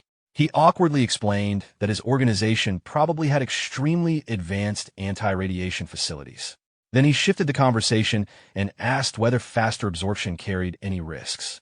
Lilu said there weren't any. That finally put him at ease. At least he didn't need to worry about unexpected side effects. With that settled, Chen Yang gave her another task. He asked her to trade for one more recovery serum. He would come back tomorrow to collect it. Lila nodded and accepted immediately. Chen Yang told Lilu to continue her work while he went to collect the finished game from Uncle Wei. Lilu said goodbye, and the two separated. Soon, Chen Yang arrived at Uncle Wei's place. The first thing he asked was whether everything was ready. Uncle Wei nodded and handed over a hard drive, explaining that all of the project data had been stored inside. He also mentioned that with help from the younger members, development had progressed much faster than expected. Chen Yang was satisfied. Without hesitation, he announced a reward. Everyone who participated in development would receive an extra month of supplies. The entire room immediately erupted with excitement. The team was thrilled, and even Uncle Wei looked pleased. Before long, cheers for Boss Chun filled the room. Back in a modern world, the atmosphere was far less relaxed. Dandon reported a problem. The game license application had already been submitted, but the approval process was being deliberately delayed and had not even entered review. At the current pace, the game would not launch on schedule. Surprisingly, Chen Yang remained calm. He told Dandon not to worry and to continue advancing all other work normally. As for the license issue, he would handle it. Dandon immediately asked whether he knew someone involved in approvals. Chen Yang admitted he didn't, but recently, he had gained a rather valuable connection. Then he handed over the game source files. He instructed Dandon to send them to testing first, and have the team spend time playing while collecting feedback and possible adjustments. Dandon accepted the files and agreed. At that moment, Chen Yang's phone rang. It was Chu Exian. This time, he didn't waste words. He directly asked for her help. His company was preparing to release a game and needed assistance resolving the license approval issue. After hearing the request, Chu Exian agreed almost immediately. According to her, it wasn't difficult. She simply told him to wait for good news. Chen Yang thanked her sincerely. However, she added one condition. This would be the only favor provided before he fulfilled his side of their agreement. In other words, this favor stood apart from the actual deal. Chen Yang understood. He agreed and promised to keep his word. After ending the call, he quietly said that the matter was settled. For the first time in a while, he relaxed. But not for long. A loud commotion suddenly came from outside. Confused, he went to check. Several employees were running around excitedly. One girl asked Dandon whether she had found it. Dandon said no and told her to search elsewhere. Suddenly, someone shouted that they had found the mountain-moving ghost hiding inside the printer. The office had become complete chaos. Employees were running around catching monsters. Others celebrated as their spirit beasts leveled up. The entire place looked more like a game world than an office. When Chen Yang arrived, he saw everyone completely absorbed. He commented that they seemed to be enjoying themselves. The employees immediately surrounded him. One wanted to know how those effects were created. Another said one of the creatures suddenly appeared when he launched the game and nearly scared him to death. Chen Yang only smiled. According to him, this was merely a small demonstration. Much more advanced technology would come later. After calming everyone down, he made several announcements. First, the game license issue would be resolved today and would not delay launch. Everyone visibly relaxed. Then he announced the official title of the game. From this point onward, the project would be known as the Unknown World. All future promotion would use that name. After that, Chen Yang asked for the company's legal counsel. Dandon immediately introduced Luo Qing. Chen Yang explained that there would be a contract signing at 2 p.m. and that he needed her present. Then he revealed another piece of news. He had secured 100 million yuan in angel round financing. The company's cash flow was no longer a concern. He added that as long as everyone worked hard, rewards would never be lacking. The office became even more excited. People praised the boss and thanked him. The next day, a lawyer representing the Chu family arrived. He introduced himself and explained that he was attending on Miss Chu's behalf. After welcoming him, Chen Yang invited him inside. The lawyer placed a document on the table. It was the investment agreement. Chen Yang did not review it personally. Instead, he immediately asked Luo Qing to examine it. As she read through the terms, her expression gradually changed. She looked genuinely shocked. Chen Yang asked whether there was a problem. Luo Qing quickly shook her head. Not only was there no issue, the conditions were unbelievably generous. The Chu family was investing 100 million yuan in cash, while taking only 5% equity. And even if the company failed in the future, they would not hold the founders responsible for investment losses. Even while explaining it, she sounded unable to believe such terms actually existed. After hearing her assessment, Chen Yang asked one final question. Were there any legal concerns? Luo Qing immediately answered no. Everything was legitimate. He could sign and stamp the contract without worry. With confirmation from legal counsel, Chen Yang did not hesitate. He signed the agreement and officially stamped it. Seeing everything finalized, the lawyer informed him that the 100 million yuan investment will be transferred into the company account later that day. Chen Yang thanked him for making the trip. Soon, the meeting ended. As the lawyer prepared to leave, Chen Yang personally walked him out. He thanked him again, but the lawyer politely replied that Chen Yang was being too formal and that he was simply doing his job. After exchanging farewells and wishing him a safe trip, Chen Yang returned inside. The moment he entered, he heard a wave of noise. The office had become unusually lively. Curious, he asked what was happening. Meanwhile, Dandon was motivating the team. She reminded everyone that the boss had already done everything possible and that from this point onward, the launch campaign depended on them. One employee confidently declared that the game's quality was so overwhelming that it practically had no competition, and if they still failed to promote it properly, she might as well move into the mountains. The room burst into laughter. Dandon quickly calmed everyone and reminded them of their objective. Tomorrow morning would mark the beginning of a new era for mobile games. Everyone responded enthusiastically. Watching the atmosphere, Chen Yang finally felt reassured. With morale this high, there should not be any major problems remaining. Just then his phone rang. It was Chu Exian. After answering, she informed him that all traces in his grandfather's medical records had already been adjusted. Then she reminded him not to forget their agreement. Chen Yang assured her that he had no intention of backing out. According to the arrangement, he would deliver the medicine tomorrow morning. Chu Exian suggested meeting at the same location. Chen Yang agreed. The call ended. Now only his side of the agreement remained. The next day, the atmosphere around the Chu family was extremely tense. Inside the hospital room, a nurse urgently reported that the patient's organs were rapidly failing and his vital signs were continuing to deteriorate. Dr. Shin immediately took control. He ordered increased medication, closer monitoring, and preparation for emergency resuscitation. The medical team moved quickly.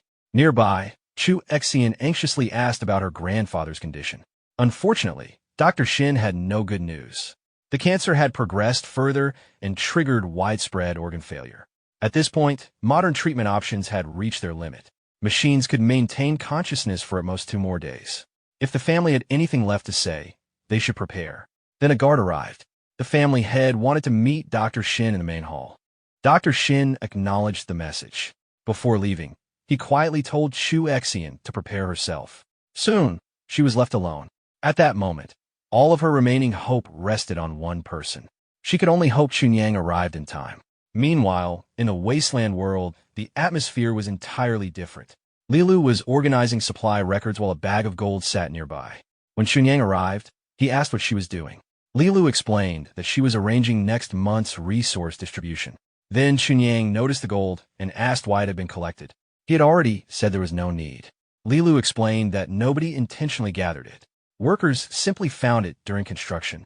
Originally, they planned to discard it, but she thought he might still find it useful. After explaining, she handed over the recovery serum he had requested. Chen Yang checked it and nodded in satisfaction. Then Lilu remembered another matter. During yesterday's trade, Hyjin from the Doctors Association had made a request. Chen Yang asked what it was. Lilu explained that Hyjin wanted to meet him personally. That made Chen Yang curious. Why would someone from the Doctors Association want to meet him? Lilu shared her opinion.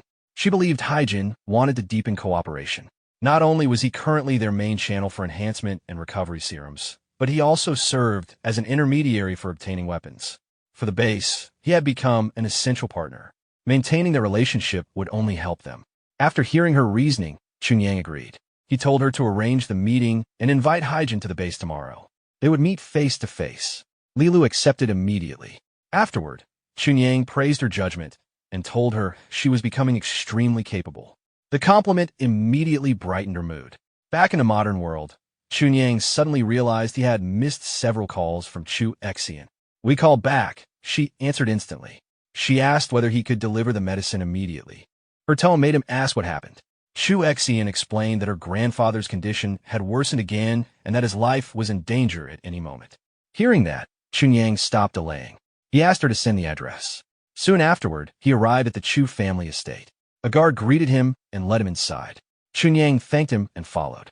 As he walked through the estate, he quietly noticed how impressive everything looked. Before long, Chu Exian personally came out to receive him.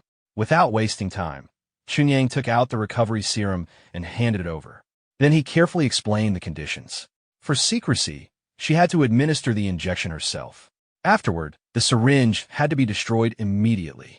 Most importantly, apart from her and her grandfather, nobody else could know this medicine existed. Chu Exian agreed immediately. Taking the serum, she glanced toward the room where her grandfather was resting and quietly told Chen Yang that if this medicine truly saved him, then he would always be considered her friend. Without wasting another second, she turned and hurried away. When she entered the room, she asked everyone else to leave. The nurses and medical staff stepped outside. Lying in bed, the old man weakly asked what was happening. Even speaking seemed difficult. Once they were alone, Chu Exian finally took out the syringe.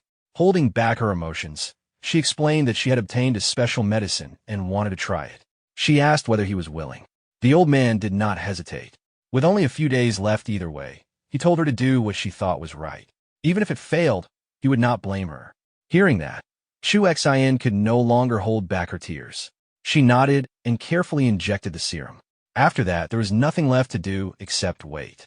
Grandfather and granddaughter sat quietly, watching. The old man tried to comfort her. He said he understood his own condition and that her intentions alone already meant enough. But before he could continue, something changed. A strange warmth spread through his body. Then, under Chu Exian's stunned gaze, he slowly sat up. She immediately rushed over. The old man looked at his hands and moved his legs. Strength had returned. The weakness that had been consuming him seemed to disappear.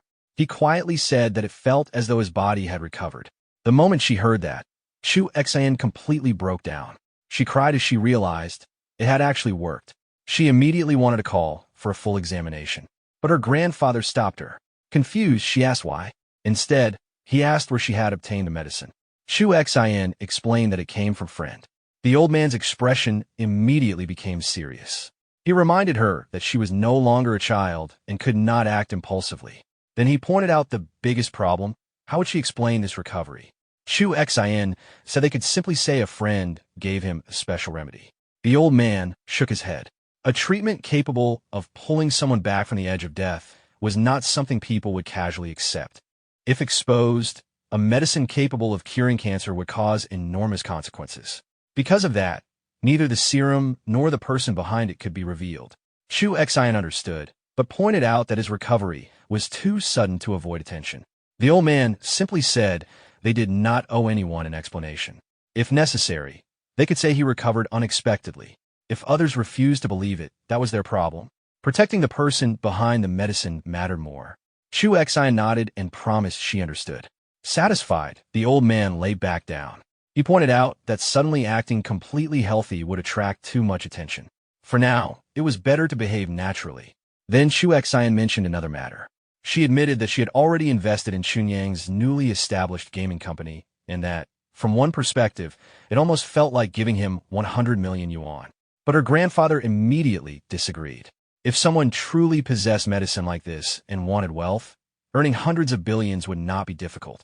Compared to that, 100 million meant very little.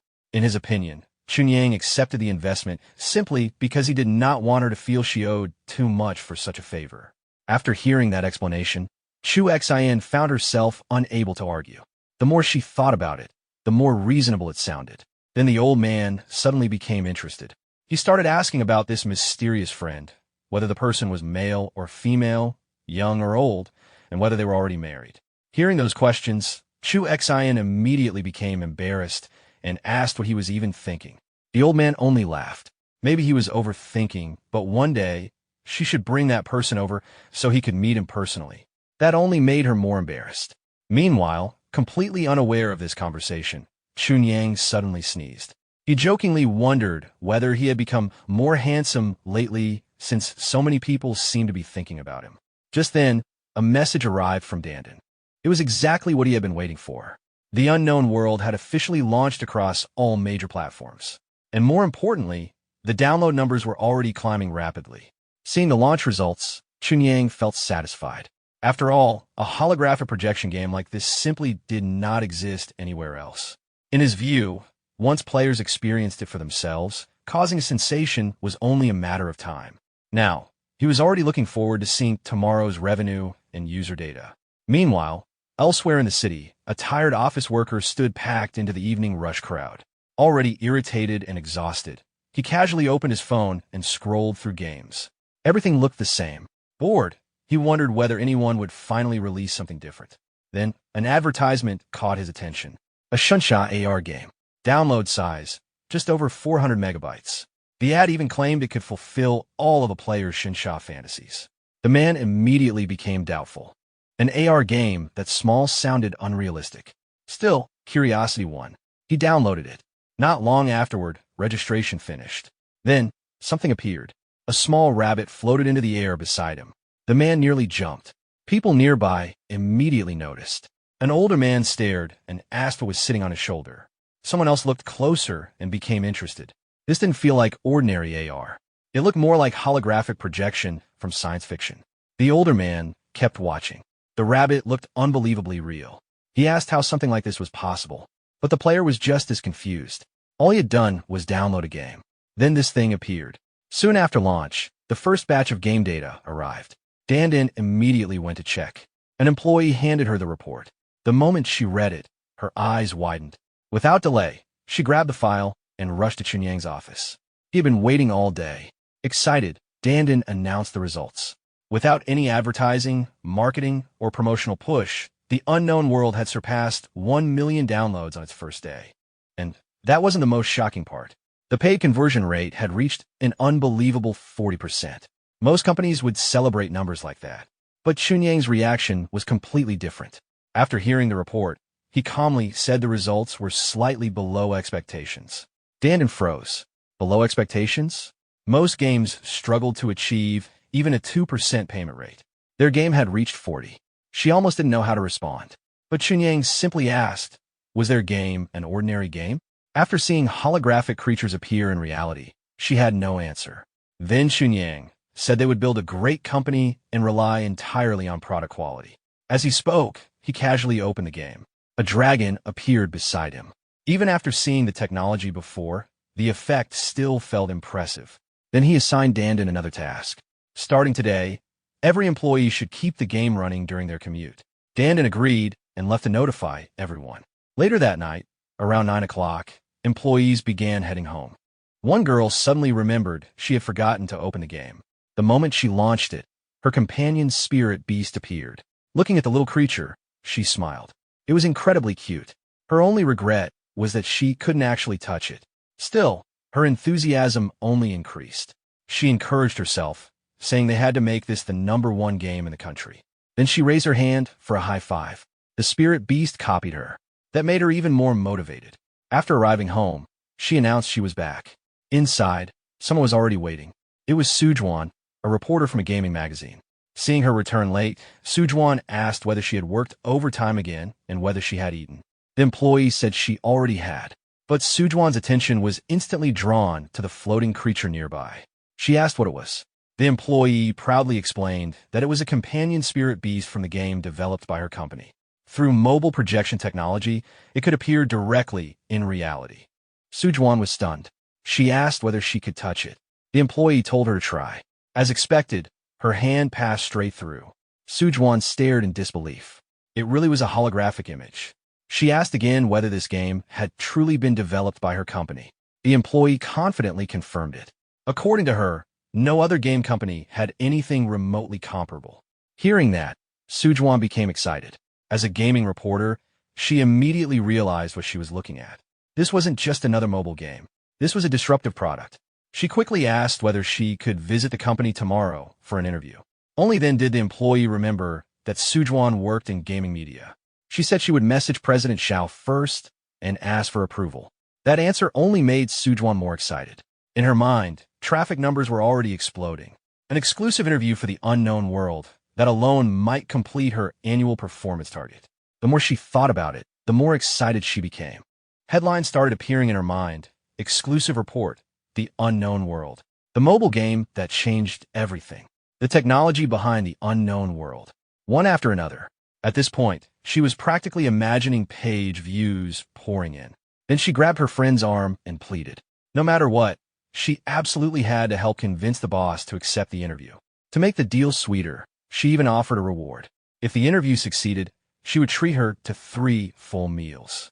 Not one. Walking through the busy streets, Chen Yang notices pedestrians staring in amazement at the floating digital creatures accompanying players. Watching the scene, he realizes the holographic projections are significantly boosting player retention. More importantly, every player has become a free walking advertisement for the game. Satisfied, he concludes that having the employees promote the game was an extremely effective strategy. Later, Chen Yang arrives at Chen Yang Tech. As he enters the lobby, he notices the company has already hired a receptionist and silently admires how quickly Miss Han handled everything. The newly hired receptionist politely stops him and asks to see his employee ID. Caught completely off guard, Chen Yang is confused. She firmly explains that only employees with company ID badges are allowed to enter the building. Chen Yang can't help finding the situation ironic as he realizes he needs proof to enter his own company. Since he has neither an appointment nor an ID badge, the receptionist politely refuses to let him inside. Just then, Miss Han walks into the lobby and notices the commotion. Chen Yang immediately asks her to explain who he is. Miss Han quickly introduces him as the owner of the company. Realizing she had just stopped the company's boss on her very first day, the receptionist panics and repeatedly apologizes. Chen Yang smiles and reassures her that she was simply doing her job. Still worried, the receptionist quietly asks Miss Han whether she'll be fired for stopping the boss. Miss Han comforts her, assuring her that Chen Yang is an easygoing boss who wouldn't hold it against her. Walking back into the main development room, Chen Yang notices he's still empty-handed. Dandan asks if he really got stopped at the entrance by the new receptionist. Chen Yang brushes it off as a misunderstanding and says he should probably get an ID badge to avoid the same situation again. Dandan hands him the company ID badge, explaining that it had been ready for a long time and that he simply never bothered to ask for it. Chen Yang grabs it and jokingly complains that she'd been waiting to see him embarrass himself. Dandan teases him back, saying that's what happens when someone neglects his own company. Chen Yang insists that's not true and reminds her that he's there to check on the company's progress. Dandan immediately pulls up the latest statistics and excitedly reports that the game's 2-day retention rate has exceeded 90%. Chen Yang is stunned by the number, but Dandan explains that it means almost everyone who played the game over the past 2 days is still playing. She calls it an absolute miracle in the gaming industry. Chen Yang tells her to calm down and take things one step at a time, but Dandan says anyone would lose their composure after seeing numbers like these. Chen Yang points out that retention alone isn't enough and asks about the total player count. Dandan proudly reports that total downloads have already surpassed 5 million and are projected to exceed 10 million by the end of the day. Hearing that, Chen Yang immediately asks whether their servers can handle such rapid growth. Dandan confidently assures him that she rented additional servers ahead of time and integrated them into the network that afternoon. She also points out that the game's highly optimized algorithm is the main reason everything is running smoothly, adding that most other games would have crashed their servers several times under this level of traffic. Relieved, Chen Yang thanks her for all the hard work she's put in over the past few days. Dandan simply chuckles. Curious, Chen Yang asks what she's laughing about. She then brings up the Fruit Phone App Store, reminding him how they previously tried to pressure them for a larger cut. Chen Yang asks what happened. Dandan reveals that they actually called the company on their own today. Chen Yang isn't surprised and asks how she responded. Dandan says she's deliberately making them wait. Now that the game has become a huge success, they're suddenly reaching out as if nothing happened. Chen Yang laughs and tells her she's being a little petty, though he reminds her not to let it affect business. Dandan confidently reassures him that she knows where to draw the line. Inside the headquarters of the fruit-branded tech company, an employee casually checks his system while wondering why Chen Yang Tech still hasn't contacted him. Confident that small companies eventually rely on their app store for traffic, he assumes they'll come back sooner or later. Moments later, a flood of breaking news appears across his screen. The Unknown World has become an overnight sensation, with headlines calling it an era-defining game. His expression immediately changes in disbelief. Without hesitation, Joe Shudao calls him into the office. The employee arrives, assuming it concerns a new company product, but Joe Shudao coldly asks whether he really doesn't recognize the game displayed on the screen. Seeing the employee hesitate, Joe Shudao's anger grows. He points at the gameplay footage and explains that this breakout hit has already launched across every major platform using its impressive holographic projection technology. Then he points out one critical fact: the game is available everywhere except their own app store. Confused, the employee tries to defend himself, claiming app reviews naturally take time. Joe Shudao immediately cuts him off. The company has already reviewed the chat records, proving the approval process was intentionally delayed. As the reviewer responsible for the application, he deliberately prevented the game from launching. Joe Shudao then shows him the rapidly climbing download statistics and points out how many users the company has already lost because the game isn't available on their platform. After confirming his misconduct, Joe Shudao immediately fires him. He also reveals that the company has confirmed evidence of accepting bribes from partners and will officially pursue criminal charges. Hearing that, the employee collapses in despair. He never imagined what he considered normal industry practice would completely ruin his career. Meanwhile, Chen Yang visits a large electronics store. A sales clerk politely greets him and asks what kind of phone he's looking for. Chen Yang calmly requests 10 units of every model, including entry-level, mid-range, and flagship devices. The clerk is stunned by the massive order but quickly agrees to prepare everything. As he waits, Chen Yang quietly plans his next move. Since he's entering the hardware business, he intends to show the industry what customers truly want. He also purchases a large collection of electronic accessories and hardware, asking the staff to pack everything together. Later, while checking his storage space, Chen Yang notices a familiar burlap pouch. Confused, he takes it out for a closer look. It is the same bag he once used to store gold. However, when he opens it, every piece of gold has disappeared. For a brief moment, he wonders whether someone else can access his storage space. Just then, a system notification appears. Only then does he realize the missing gold wasn't stolen at all. The storage space automatically absorbs gold to expand its capacity. After checking the upgrade requirements, Chen Yang discovers that expanding the storage by 30 cubic meters requires 30 kilograms of gold. Although he feels the cost is rather expensive, he quickly remembers that gold has very very little value in the wasteland. Satisfied, he decides to gradually collect more of it over time. After storing all of the newly purchased equipment, Chen Yang activates his spatial ability and teleports away. Inside a warehouse in the wasteland, a worker finishes moving the last shipment and reports to Chen Yang that everything has been unloaded. Chen Yang thanks him for his hard work and tells him to get some rest. Soon after, the elder walks over to the newly delivered crates and asks what they contain. Chen Yang explains that they're smartphones, cameras, and tablets, all brought for the research team. He says they need to fully understand modern hardware before developing software for it. He also points out that different phone models have different performance levels, so everyone should become familiar with them first. Hearing that, the elder praises Chen Yang's foresight before asking when the team will receive another assignment. Chen Yang jokingly asks whether they can't stand being idle. The elder awkwardly admits that his team receives the highest salaries in the base, so sitting around without contributing makes them feel guilty. Chen Yang looks at the other developers who quietly agree. Seeing their dedication, Chen Yang is genuinely moved. The elder immediately asks if something is wrong, but Chen Yang brushes it off and instead asks about the independent research project he assigned earlier. The elder proudly reports that they've developed security software based on the computer's original code. Chen Yang asks whether it can reliably protect the systems from attacks. The elder confidently explains that as long as the programming language itself isn't fundamentally broken, the software can guarantee their security. He then mentions that Li has also developed something interesting. Curious, Chen Yang asks him to demonstrate it. Li explains that after discovering a photo editing application on the phones, he created software capable of restoring edited images to their original appearance. He demonstrates it by instantly revealing a heavily edited photo back to its unmodified version. Seeing Chen Yang remain silent, Li becomes nervous and wonders whether the software is useless. Instead, Chen Yang smiles and says it's an excellent idea. He asks Li to copy the source code for him, and Li happily agrees. As Chen Yang takes the storage device, he can't help thinking that software like this would probably cause chaos back in the modern world. Just then, Lilu arrives and informs him that Dr. He has come to visit. The elder introduces the visitor as He Jianian, a grade B doctor from the Doctors Association. Dr. He politely greets Chen Yang, who welcomes him and thanks the Doctors Association for supporting Gray Rat District D's rapid development. Dr. He modestly replies that both sides have simply been conducting fair trades that benefit each other. Chen Yang then invites him into a private room to discuss business. Once inside, Chen Yang apologizes for the simple surroundings, but Dr. He says there's no need. In his opinion, Gray Rat District D has already developed beyond most settlements in the wasteland. After they sit down, Chen Yang asks what brought him here. Before discussing business, Dr. He opens a secure case and presents a gift. Inside is a carbon fiber bioarmor. He explains that it offers outstanding defensive capabilities while remaining highly flexible, allowing it to adapt comfortably to any body shape. Chen Yang studies Dr. He carefully, trying to understand his true intentions before asking what he means by a deeper partnership. Dr. He calmly explains that he wants to form an alliance with Gray Rat District D. Chen Yang is surprised. The Doctors Association is already one of the strongest forces in the wasteland, so he asks why someone like Dr. He would want to cooperate with a small settlement like theirs. Dr. He explains that while the association has no shortage of resources, individual doctors still need reliable partners to support their own research. Gray Rat District D may be small, but it has one advantage no one can ignore: an abundant food supply including fresh vegetables. He points out that their freshness couldn't have been preserved through freezing technology, leaving only one conclusion: they were freshly grown. Chen Yang asks if that's the reason he chose Gray Rat District D. Dr. He shakes his head. The vegetables aren't the real reason. Chen Yang is. He knows the area around Gray Rat Town well enough to know that a small settlement like District D could never develop advanced cultivation techniques on its own. The vegetables traded through Lilu must have ultimately come from Chen Yang. Hearing this, Lilu immediately becomes nervous. Dr. He continues that Chen Yang has ensured the settlement never lacks food, yet he has never provided manpower. That leads him to believe Chen Yang isn't unwilling to send people, he simply can't. Chen Yang immediately realizes Dr. He has uncovered far more than expected. He silently weighs his options, knowing that even if he and Lilu fought together, defeating a Tier 9 enhancer would be nearly impossible. Even if he survived, everyone else in the settlement would be at risk. Sensing the growing hostility, Dr. He calmly assures him that he has no ill intentions toward him, Lilu, or anyone in the settlement. He simply warns that the next person who discovers these secrets might not be as friendly. Chen Yang coldly asks whether that's supposed to be a threat. Dr. He immediately denies it, explaining that he's only trying to demonstrate his sincerity. Chen Yang then points out that a partnership benefiting only Dr. He isn't much of an alliance. Dr. He smiles and says he has no intention of taking advantage of him. As Gray Rat District D continues to grow, it will require an increasing supply of medicines and enhancement serums. He is willing to personally provide everything the settlement needs. Chen Yang asks if that means Dr. He is offering to become Gray Rat District D's exclusive physician. Dr. He confirms it. He can produce whatever medicines the settlement requires, eliminating the need for risky trading trips while greatly reducing the chance of Chen Yang's secrets being exposed. Chen Yang carefully considers the proposal. A permanent supply of medicines would become increasingly valuable as the settlement expanded, while Dr. He's support would also provide access to a Tier 9 powerhouse. After weighing the benefits, Chen Yang finally agrees. He formally accepts the alliance on behalf of Gray Rat District D and welcomes Dr. He as the settlement's chief physician. Dr. He shakes his hand with satisfaction, pleased that they have reached an agreement. After finalizing the alliance, Chen Yang tells Dr. He that all food supplies will be handled through Lilu, and he guarantees that the doctor's needs will always be met. In return, he makes one condition clear. He won't demand serums of equal value, but since he'll be funding Dr. He's research, he expects full access to every research result. Dr. He agrees without hesitation, saying the arrangement is only fair. Now that they're allies, Chen Yang asks what Dr. He is researching and why the Doctors Association refuses to support it. Dr. He reveals that his ultimate goal is the same as the association's: immortality. He explains that the research began long before the Great Cataclysm. The zombies wandering the wasteland are merely failed byproducts of those experiments. Hearing this, Chen Yang realizes it explains why zombies always seemed too unnatural to have been created by radiation alone. Dr. He continues that the association tried to achieve immortality by altering cellular structures and recombining DNA. Even the enhancement and evolution serums are products of that research. Impressed by the revelation, Chen Yang remarks that Dr. He knows far more than he expected. Dr. He replies that this is only a small part of the truth. The rest will have to wait until Chen Yang has enough strength to protect himself. For now, knowing too much would only put him in greater danger. Chen Yang then asks why the association restricts his research if they share the same goal. Dr. He's expression darkens. He explains that while their objectives are identical, their methods are completely different. The association conducts live-human experiments without hesitation, considering any sacrifice acceptable. To cover up their activities, they sometimes release zombies to destroy entire settlements before secretly collecting experimental data afterward. The revelation shocks Chen Yang. Dr. He says he opposed those methods, which led to him being pushed aside within the association. Chen Yang realizes their principles are aligned and says that's an important foundation for future cooperation. He asks Lilu to bring water for both of them. Once the drinks arrive, Chen Yang raises his glass and proposes a toast to a successful partnership. Dr. He returns the gesture before mentioning that he'll need time to move his supplies and research equipment from his shop. Chen Yang immediately tells him not to worry. He'll have living quarters and a laboratory prepared in Gray Rat District D so Dr. He can begin his research as soon as the equipment arrives. Dr. He sincerely thanks him. After Dr. He leaves, Lilu quietly asks whether they can really trust him. She worries they may have invited a dangerous person directly into the settlement. Chen Yang remains unconcerned. He points out that even a Tier 9 enhancer still needs food and he controls the settlement's entire food supply. Meanwhile, as Dr. He walks away, he quietly reflects on Chen Yang. He considers him cautious but still inexperienced and unaware of the greater dangers surrounding him. Even so, Dr. He feels he has little choice. In his view, the leaders of the Doctors Association have become consumed by their research, and if things continue, the situation situation will eventually spiral out of control. Sometime later, while traveling alone through the wasteland, Dr. He suddenly senses movement around. A group of armed bandits emerges from the ruins and surrounds him, demanding that he hand over all of his supplies while warning him not to resist. Dr. He calmly observes them and notes that they all appear to be Tier 1 enhancers. Their leader confidently points a weapon at him and promises to spare his life if he cooperates. Dr. He simply sighs. It's been a long time since anyone tried to rob him. Growing impatient, the bandit threatens to kill him if he keeps talking, mocking him by saying only a Tier 9 enhancer would speak so confidently. He then reveals that they're members of the Grey Rat Gang and declares that anyone who wants to survive within Grey Rat Town's territory must answer to them. Dr. He stands calmly in the middle of the wasteland, repeating the name Grey Rat Gang with obvious disdain. Looking at the armed men surrounding him, he remarks that the Great Cataclysm seems to have damaged not only the world but also their ability to come up with a decent name. Enraged, the gang leader immediately opens fire. Before the shot can land, Dr. He disappears and instantly appears in front of him. Declaring that the attack was too slow, he knocks the leader to the ground with a single strike. The remaining bandits are stunned, but they quickly rush him together. Dr. He casually says he almost forgot about them before effortlessly defeating every attacker. One after another, the bandits are sent flying until none of them can continue fighting. Looking over the defeated group, Dr. He calmly remarks that he'll consider it cleaning up trash for Boss Chen. Meanwhile, back in the modern world, Chen Yang is in his office when Dandan notices the new software he brought and asks what it is. Chen Yang explains that they developed two new programs, an antivirus security suite and a photo restoration application. Dandan is puzzled since they're a game company, but Chen Yang corrects her. In his view, they're a technology company, and as long as it's software, it's within their business. Understanding his plan, Dandan says she'll arrange to publish both applications across all major app platforms. Chen Yang then tells her to have the legal department renegotiate their revenue-sharing agreements. Since their game has become a major success, he wants better revenue splits and daily payment settlements instead of the previous arrangement. Dandan immediately notes everything down. Chen Yang also instructs her to hire 2 more employees because the company's workload will only continue increasing. Dandan smiles and tells him she's already recruited several people who are currently completing their onboarding process. Looking ahead, Chen Yang explains that Chen Yang Tech won't remain focused solely on game. Plans to expand into multiple industries, starting by creating a wholly owned subsidiary called Chen Yang Games to handle all gaming operations. From now on, every new business field will operate under its own subsidiary. Dandan readily agrees. Chen Yang concludes that if everything develops according to plan, the company will eventually build a complete corporate ecosystem. Later, inside Hengrui Tech's cafeteria, a young employee finishes a phone call with his mother, who has been pressuring him to go on a blind date. She reminds him that she has already sent the girl's photo and contact information before hanging up. Curious, he opens the picture and is surprised by how attractive she is. Afterward, he opens the App Store and notices a newly featured application. The software is called TruthCam, and its description claims it can restore any edited photo to its original appearance with a single tap. Reading the description, he immediately realizes how disruptive the application could become, especially for people who heavily rely on edited photos. Inside the company cafeteria, the young man scrolls through the matchmaking profiles his mother sent him and decides to try the next one. He opens the newly downloaded photo restoration app and restores the image with a single tap. The heavily edited photo instantly reverts to its original appearance, leaving him stunned that it is actually the same person. Holding his head in despair, he laments the lack of trust in online photos before calling his friend Guangzhai and asking him to join him for drinks that night. Later that evening, Guangzhai sits in a restaurant surrounded by empty beer bottles when Chen Yang arrives. After taking a seat, Chen Yang asks what happened. Guangzhai sighs and complains that constant overtime is already exhausting enough, but his mother keeps forcing him to go on blind dates. He shows Chen Yang the latest profile photo, saying the girl looked attractive at first. Then he restores the edited image, revealing her real appearance. Even Chen Yang is caught off guard. Guangzhai says it's a good thing he found the photo restoration app, or he would have walked into the blind date completely unprepared. Changing the subject, Guangzhai opens Unknown World and a virtual spirit beast appears above the table through holographic projection. He praises the technology, calling it incredible. Chen Yang calmly reveals that both the game and the photo restoration app were developed by his company. Guangzhai freezes in disbelief and thinks Chen Yang is joking. Chen Yang simply tells him to check the developer name listed on both applications. After reading Chen Yang Tech, Guangzhai finally realizes the company is actually Chen Yang's. Seeing his reaction, Chen Yang invites him to join the company and help build it together. Without hesitation, Guangzhai excitedly agrees and dramatically drops to his knees in front of him. Embarrassed by the attention, Chen Yang quickly pulls him back up and tells him to stop making a scene. Guangzhai immediately becomes serious and promises to give everything he has to help the company succeed. Chen Yang smiles and the two shake hands to seal the agreement. Meanwhile, at the Chu Group headquarters, Chu Xin notices a floating spirit beast on one of her employees' shoulders. After asking about it, she learns it's the companion from the hit game Unknown World. Back in her office, she remembers that Unknown World belongs to Chen Yang Tech and decides to download it herself. Moments later, a lifelike holographic creature appears on her desk, leaving her genuinely surprised by the technology. Thinking back to her 100 million investment for just 5% of Chen Yang Tech, she realizes she may have made one of the best investments of her life. Later, Chen Yang arrives at an upscale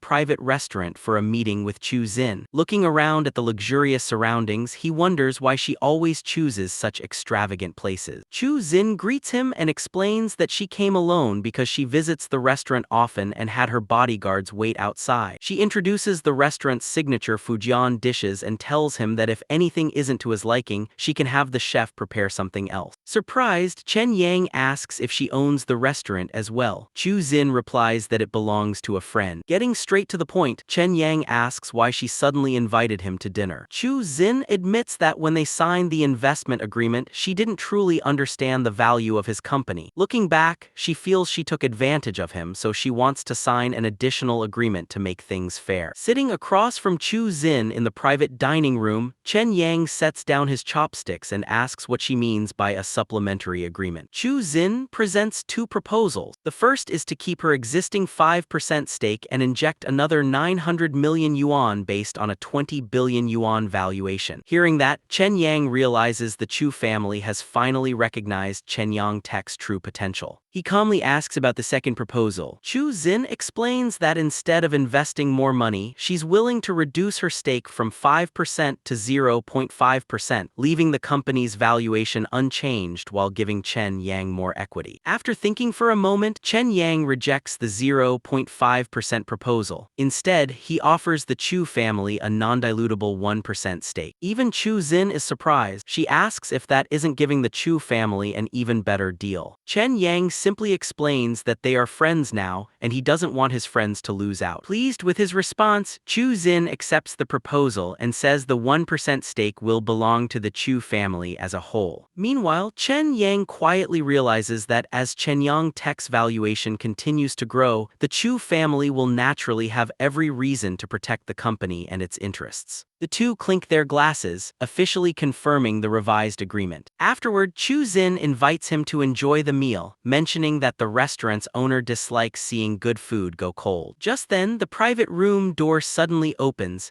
and a stylish young woman walks in while teasing Chu Xin for talking about her while eating at her restaurant. Chu Xin is surprised to see her and asks when she returned from abroad. The woman explains that she just landed and came over as soon as she heard Chu Xin was having dinner there. She then introduces herself as Xiao Junqi, the owner of the restaurant and Chu Xin's best friend. Chen Yang politely introduces himself in return. Chu Xin apologizes for the unexpected interruption and asks Chen Yang if he minds letting Junqi join them. Chen Yang welcomes her without hesitation. Watching the interaction, Xiao Junqi immediately notices how politely Chu Xin is treating Chen Yang, something she has rarely seen before. She quietly concludes that Chen Yang is far from an ordinary person. As the restaurant owner, Xiao Junqi raises a toast to welcome her guest. Chen Yang returns the toast and thanks her for the hospitality. Xiao Junqi then enthusiastically keeps pouring drinks, saying that any friend of Chu Xin is also her friend. Before long, she repeats repeatedly challenges Chen Yang to drink with her. Realizing she's trying to outdrink him, Chen Yang simply keeps matching every glass she pours. After several rounds, Xiao Junkie is the first to lose. She struggles to stay conscious until Chu Xin steps in and catches her before she collapses. Even while drunk, Xiao Junkie insists she can still keep drinking. Chu Xin apologizes for her friend's behavior, but Chen Yang simply smiles and says that her straightforward personality is actually quite likable. After a brief silence, Chu Xin's expression becomes serious. She says she has another favor to ask. Chen Yang immediately asks what it is. Chu Xin reveals that although Junkie drank a lot tonight, the real problem is that she has suffered from anorexia for years. She even went abroad for treatment but returned without any improvement. Hearing that, Chen Yang immediately realizes why Chu Xin arranged this dinner and asks whether she wants him to treat Junkie. Chu Xin admits that is exactly what she hopes for. Since Chen Yang was able to cure her grandfather, she wants to know if he can also help her best friend. After considering it, Chen Yang honestly says he cannot guarantee success because anorexia is primarily a psychological condition rather than a purely physical illness. Still, he promises to do everything he can to find a solution. Relieved, Chu Xin thanks him and says she will cover all of Junkie's treatment expenses. Back in Grey Rat Town, Brother Long is relaxing with his two female subordinates when one of his men suddenly rushes in with urgent news. He reports that Green Rat and his two followers were found dead in the wilderness, all killed in a single strike, indicating the work of an enhanced human. Brother Long immediately flies into a rage, demanding to know who dared attack his men within Grey Rat Town's territory. The subordinate admits they still don't know who did it, but reveals that the bodies were found near District D. He also reports that District D has recently been buying large amounts of supplies from town, raising suspicion. Hearing that, Brother Long immediately summons Kui Wang. When Kui Wang arrives, Brother Long demands information about District D's recent activities. After checking the transaction records, Kui Wang confirms that District D's trading volume has increased dramatically, with every purchase being paid for entirely in food. Realizing the implications, Brother Long concludes that District D must have discovered a pre-cataclysm shelter containing food supplies. He immediately asks what they have been purchasing. Kui Wang nervously replies that almost all of their purchases consist of construction material. Brother Long grabs him and demands to know how much they bought. Kui Wang fearfully admits it is enough to build a fortress. Brother Long immediately concludes that District D is preparing to rebel against the Grey Rat Gang. Kui Wang quickly agrees with his assessment. Without hesitation, Brother Long orders Kui Wang to lead a force to District D, tear down the settlement, seize all of its food, and kill anyone who resists. Kui Wang accepts the order and leaves immediately. Meanwhile, on the outskirts of Grey Rat Town, a scout notices several military vehicles leaving the main compound. After recognizing the convoy, he realizes something is wrong. It isn't tax collection day, yet the tax collection squad is heading toward District D. Knowing the danger, he decides to warn the settlement immediately. His companion questions whether they'll make it in time, but the scout explains that he secretly hid a motorcycle outside town. If they take the back roads, they should arrive before the convoy. Meanwhile, in District D, Chen Yang walks through the settlement with Dr. He, inspecting the ongoing construction. Chen Yang asks what he thinks of the progress. Dr. He says the construction speed is already impressive for such a small settlement, although it would be much faster if heavy construction equipment hadn't been destroyed during the Great Cataclysm. Changing the subject, Chen Yang asks whether Dr. He can prepare the medicine he requested. Dr. He replies that treating anorexia isn't difficult, but he doesn't currently have the required serum. He'll need to synthesize it from scratch before asking whether Chen Yang needs it urgently. Chen Yang tells him that the sooner it's ready, the better. Dr. He nods and says he understands. At that moment, the scouts burst through the settlement gates in a panic, urgently calling for Chen Yang and Sister Lu. Sister Lu immediately steps forward and asks whether Grey Rat Town has made a move. Struggling to catch his breath, the scout reports that the tax collection squad is heading straight for District D with 6 vehicles. Li Lu nervously asks the scout if he's certain about the incoming attack. The scout firmly confirms it, explaining that he personally verified the radiation trail and it leads directly to District D. Realizing the danger is real, Li Lu begins to panic. Chen Yang Yang calmly steps forward and reassures her. He reminds everyone that they already expected trouble and have spent this entire time preparing for it. In his view, District D now holds the advantage. Suddenly, Li Lu remembers something important and tells Chen Yang there's still one thing they haven't done. When he asks what it is, she immediately urges him to put on the carbon fiber bioarmor first, insisting that his safety comes before anything else. Chen Yang agrees, then orders the construction teams to stop working and instructs everyone else to arm themselves. Li Lu tells him she'll handle the preparations and tells him not to worry. Inside the armory, Chen Yang examines the lightweight bioarmor with some doubt, wondering whether something so thin can really withstand an enhancer's attacks. After putting it on beneath his clothes, he quickly notices that it doesn't restrict his movements at all. Realizing its advantages, he concludes that the fighters will only need to focus on protecting their heads during combat. Soon afterward, Li Lu reports that all preparations are complete. Satisfied, Chen Yang says they can face the enemy head-on before asking for an update on the Grey Rat Gang's strength. Li Lu reports that the Grey Rat Gang has roughly 600 members. Their leader, Wei Long, is a Tier 2 enhancer, while around 100 others are Tier 1 enhancers. Hearing that, Dr. He remarks that supporting about 100 enhancers with roughly 1,000 people is considered a normal ratio. Chen Yang then asks about their weapons. Li Lu explains that the gang mainly relies on melee weapons, possesses around 200 firearms, most of them homemade with poor accuracy, and only has a single Vulcan cannon mounted on one vehicle. After reviewing the information, Chen Yang concludes that District D holds the numerical advantage in enhancers. Their only concern is the enemy's stronger high-tier fighter. Li Lu isn't worried about the ordinary gang members, saying that even if they all attack together, only about 200 of them are armed with guns. Chen Yang agrees with her assessment. Dr. He then coldly remarks that if a battle becomes unavoidable, losing around 90 ordinary people would be acceptable since District D has no shortage of civilians. Chen Yang immediately rejects that idea. He says the people of District D are his employees and he has no intention of gambling with their lives. Privately, he resolves to reduce the casualties as much as possible. Meanwhile, the Grey Rat Gang convoy races across the wasteland. During the journey, two gang members discuss why such a large force was sent against a settlement with only a few hundred residents. One of them explains that Brother Long believes District D discovered a pre-cataclysm shelter and has already recovered food from it. If they can force District D to reveal its location, the shelter could also contain weapons, medicine, and countless other valuable supplies. With resources like that, Gobi Wasteland City might even gain the strength to challenge Beishi City. The driver excitedly starts fantasizing about Beishi City's women, but his companion quickly warns him to keep quiet and not reveal the boss's plan. Changing the subject, the driver brings up a mysterious place in District D that he vaguely remembers. His companion replies that the only reason District D has remained untouched until now is because the boss wanted stability among the surrounding districts. He then orders the driver to speed up, saying that once they arrive, they can do whatever they want. Before long, the convoy reaches District D and comes to a halt. Seeing the newly constructed fortifications, the gang members are stunned. They immediately conclude that District D must have invested enormous resources into strengthening the settlement and become even more convinced that a hidden shelter exists. Without hesitation, they order everyone to advance. A defender steps forward and blocks their path, demanding to know why they've come. The gang leader smugly remarks that District D clearly expected their arrival. He orders them to hand over all their food and reveal the shelter's location, warning that if they refuse, the settlement will be soaked in blood. Watching the enemy formation from a distance, Chen Yang quietly counts their equipment and notes 3 automatic rifles and roughly 20 grenades, almost exactly what he expected. Then he steps forward and calmly tells the raiding party that District D really does have food. He proposes taking a few of their men inside so they can see it for themselves. High smirks, convinced that District D has surrendered. Chen Yang tells his men to escort Grey Wolf and several gang members to the warehouse to collect food. Seeing the size of the escort, one of the gang members asks why so many people are needed just to show them the way. Chen Yang calmly replies that the people of District D are already living on borrowed time, but they are still the gang's men. Hai then orders 2 of his subordinates to take the guns and half the men to accompany the group. The gang members acknowledge the order and leave. Watching them go, Hai confidently believes that 3 Tier 1 enhancers and a few firearms are more than enough to keep District D under control. Meanwhile, Chen Yang politely invites Hai to rest while the food is being counted, saying he must be hungry after the journey. Hai becomes slightly suspicious and asks what Chen Yang is planning. Chen Yang simply explains that counting all the food will take some time, so he invites Hai to have a meal first. Pleased by Chen Yang's respectful attitude, Hai asks for his name. Chen Yang politely introduces himself. Impressed by his manners, Hai pats him on the shoulder and says he'll recommend Chen Yang to Brother Long so he can join the Gray Rat gang. Pretending to be delighted, Chen Yang thanks him enthusiastically. He then invites Hai to sit at a nearby table. Looking at the empty table, Hai impatiently asks where the food is. Chen Yang assures him it will arrive immediately. Soon, a large pot of freshly cooked food is brought over. The rich aroma instantly catches everyone's attention. Chen Yang personally serves Hai a bowl and invites him to try it. Seeing the thick rice porridge, Hai is surprised before taking a bite. The taste immediately impresses him. Chen Yang then invites the rest of the gang members to eat as much as they like, assuring them there's plenty for everyone. As Hai finishes eating, he completely lowers his guard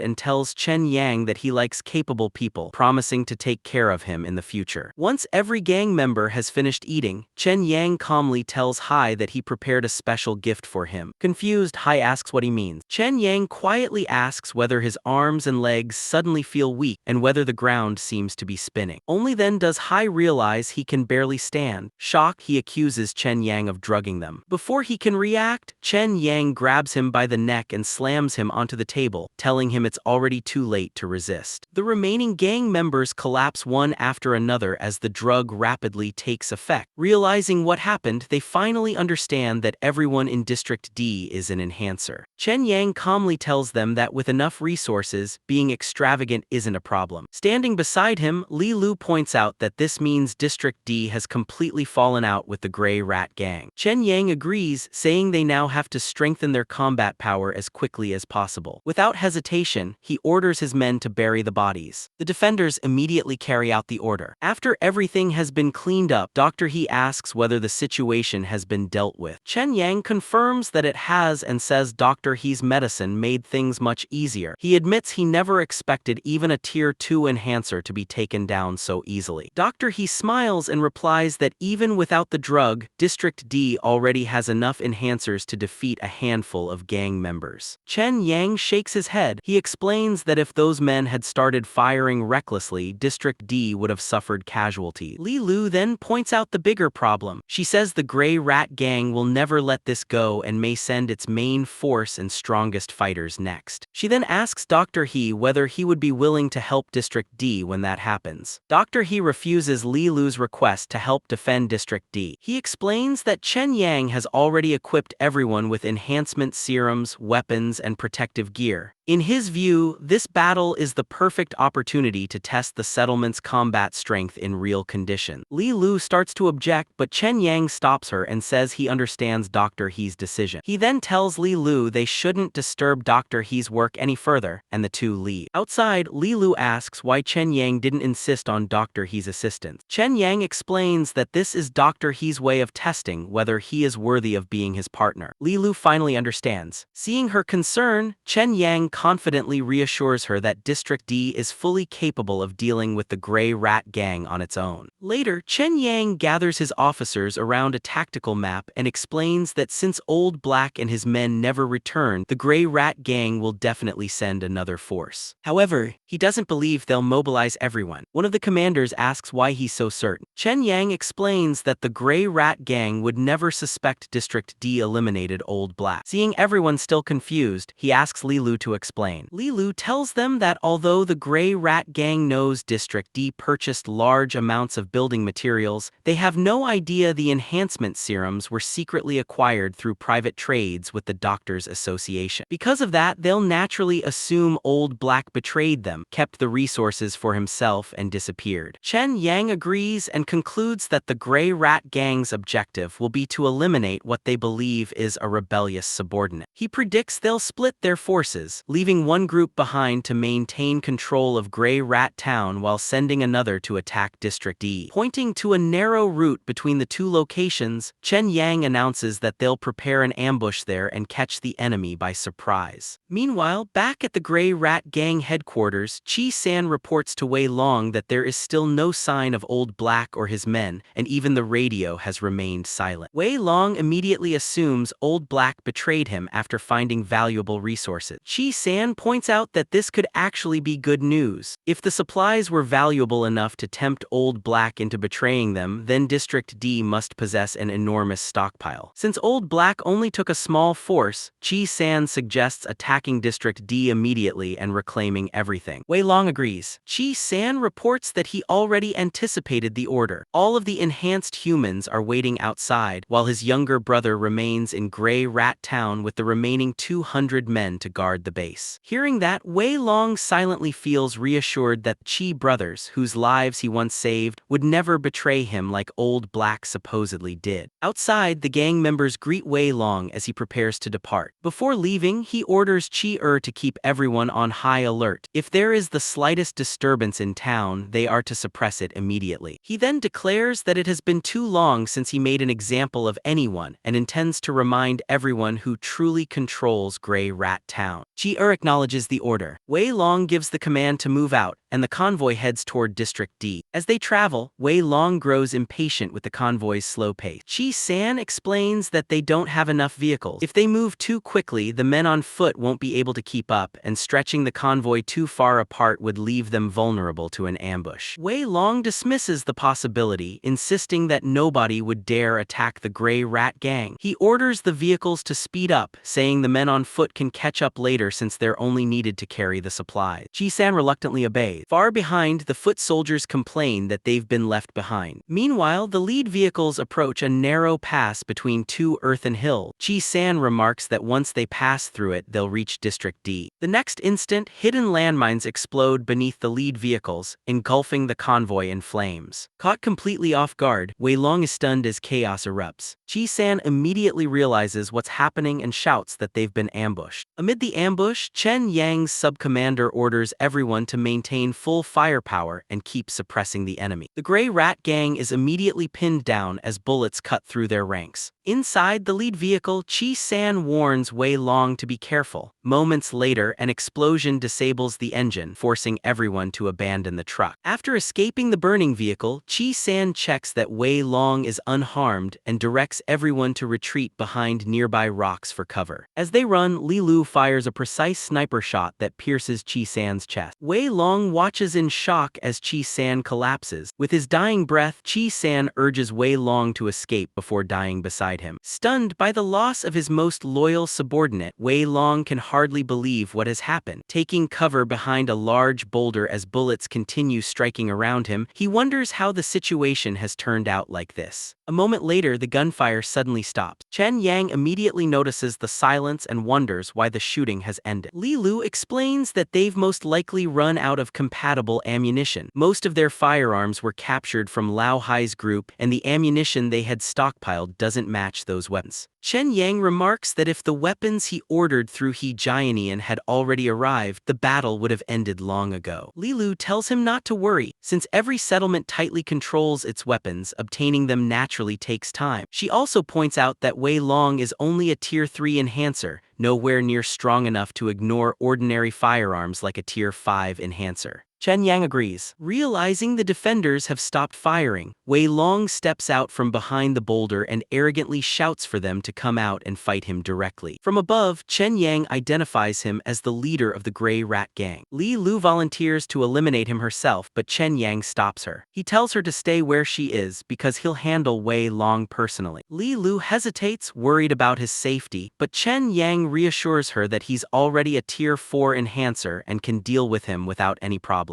Chen Yang then jumps down and calmly approaches Wei Long. Wei Long immediately realizes Chen Yang was behind the ambush. Chen Yang openly admits that he is the leader of District D. Wei Long mocks his confidence and declares that once he kills Chen Yang, everything in District D will belong to him. He immediately throws a powerful punch, but Chen Yang blocks it effortlessly with crossed arms. Chen Yang taunts him, asking if that's the best he can do. Seeing Chen Yang remain purely defensive, Wei Long decides to lure him into lowering his guard. He mocks him for hiding behind defense and challenges him to attack instead. Chen Yang pretends to take the bait. He deliberately drops his guard and tells Wei Long to take a free shot. Convinced his trap has worked, Wei Long launches his attack. However, before the punch can land, Chen Yang instantly dodges with overwhelming speed. Wei Long is stunned. Chen Yang immediately counters with a devastating strike to Wei Long's vital point, coldly telling him that the one who fell into the trap was actually him. Wei Long coughs up blood and lets out a final scream before collapsing to the ground, completely defeated.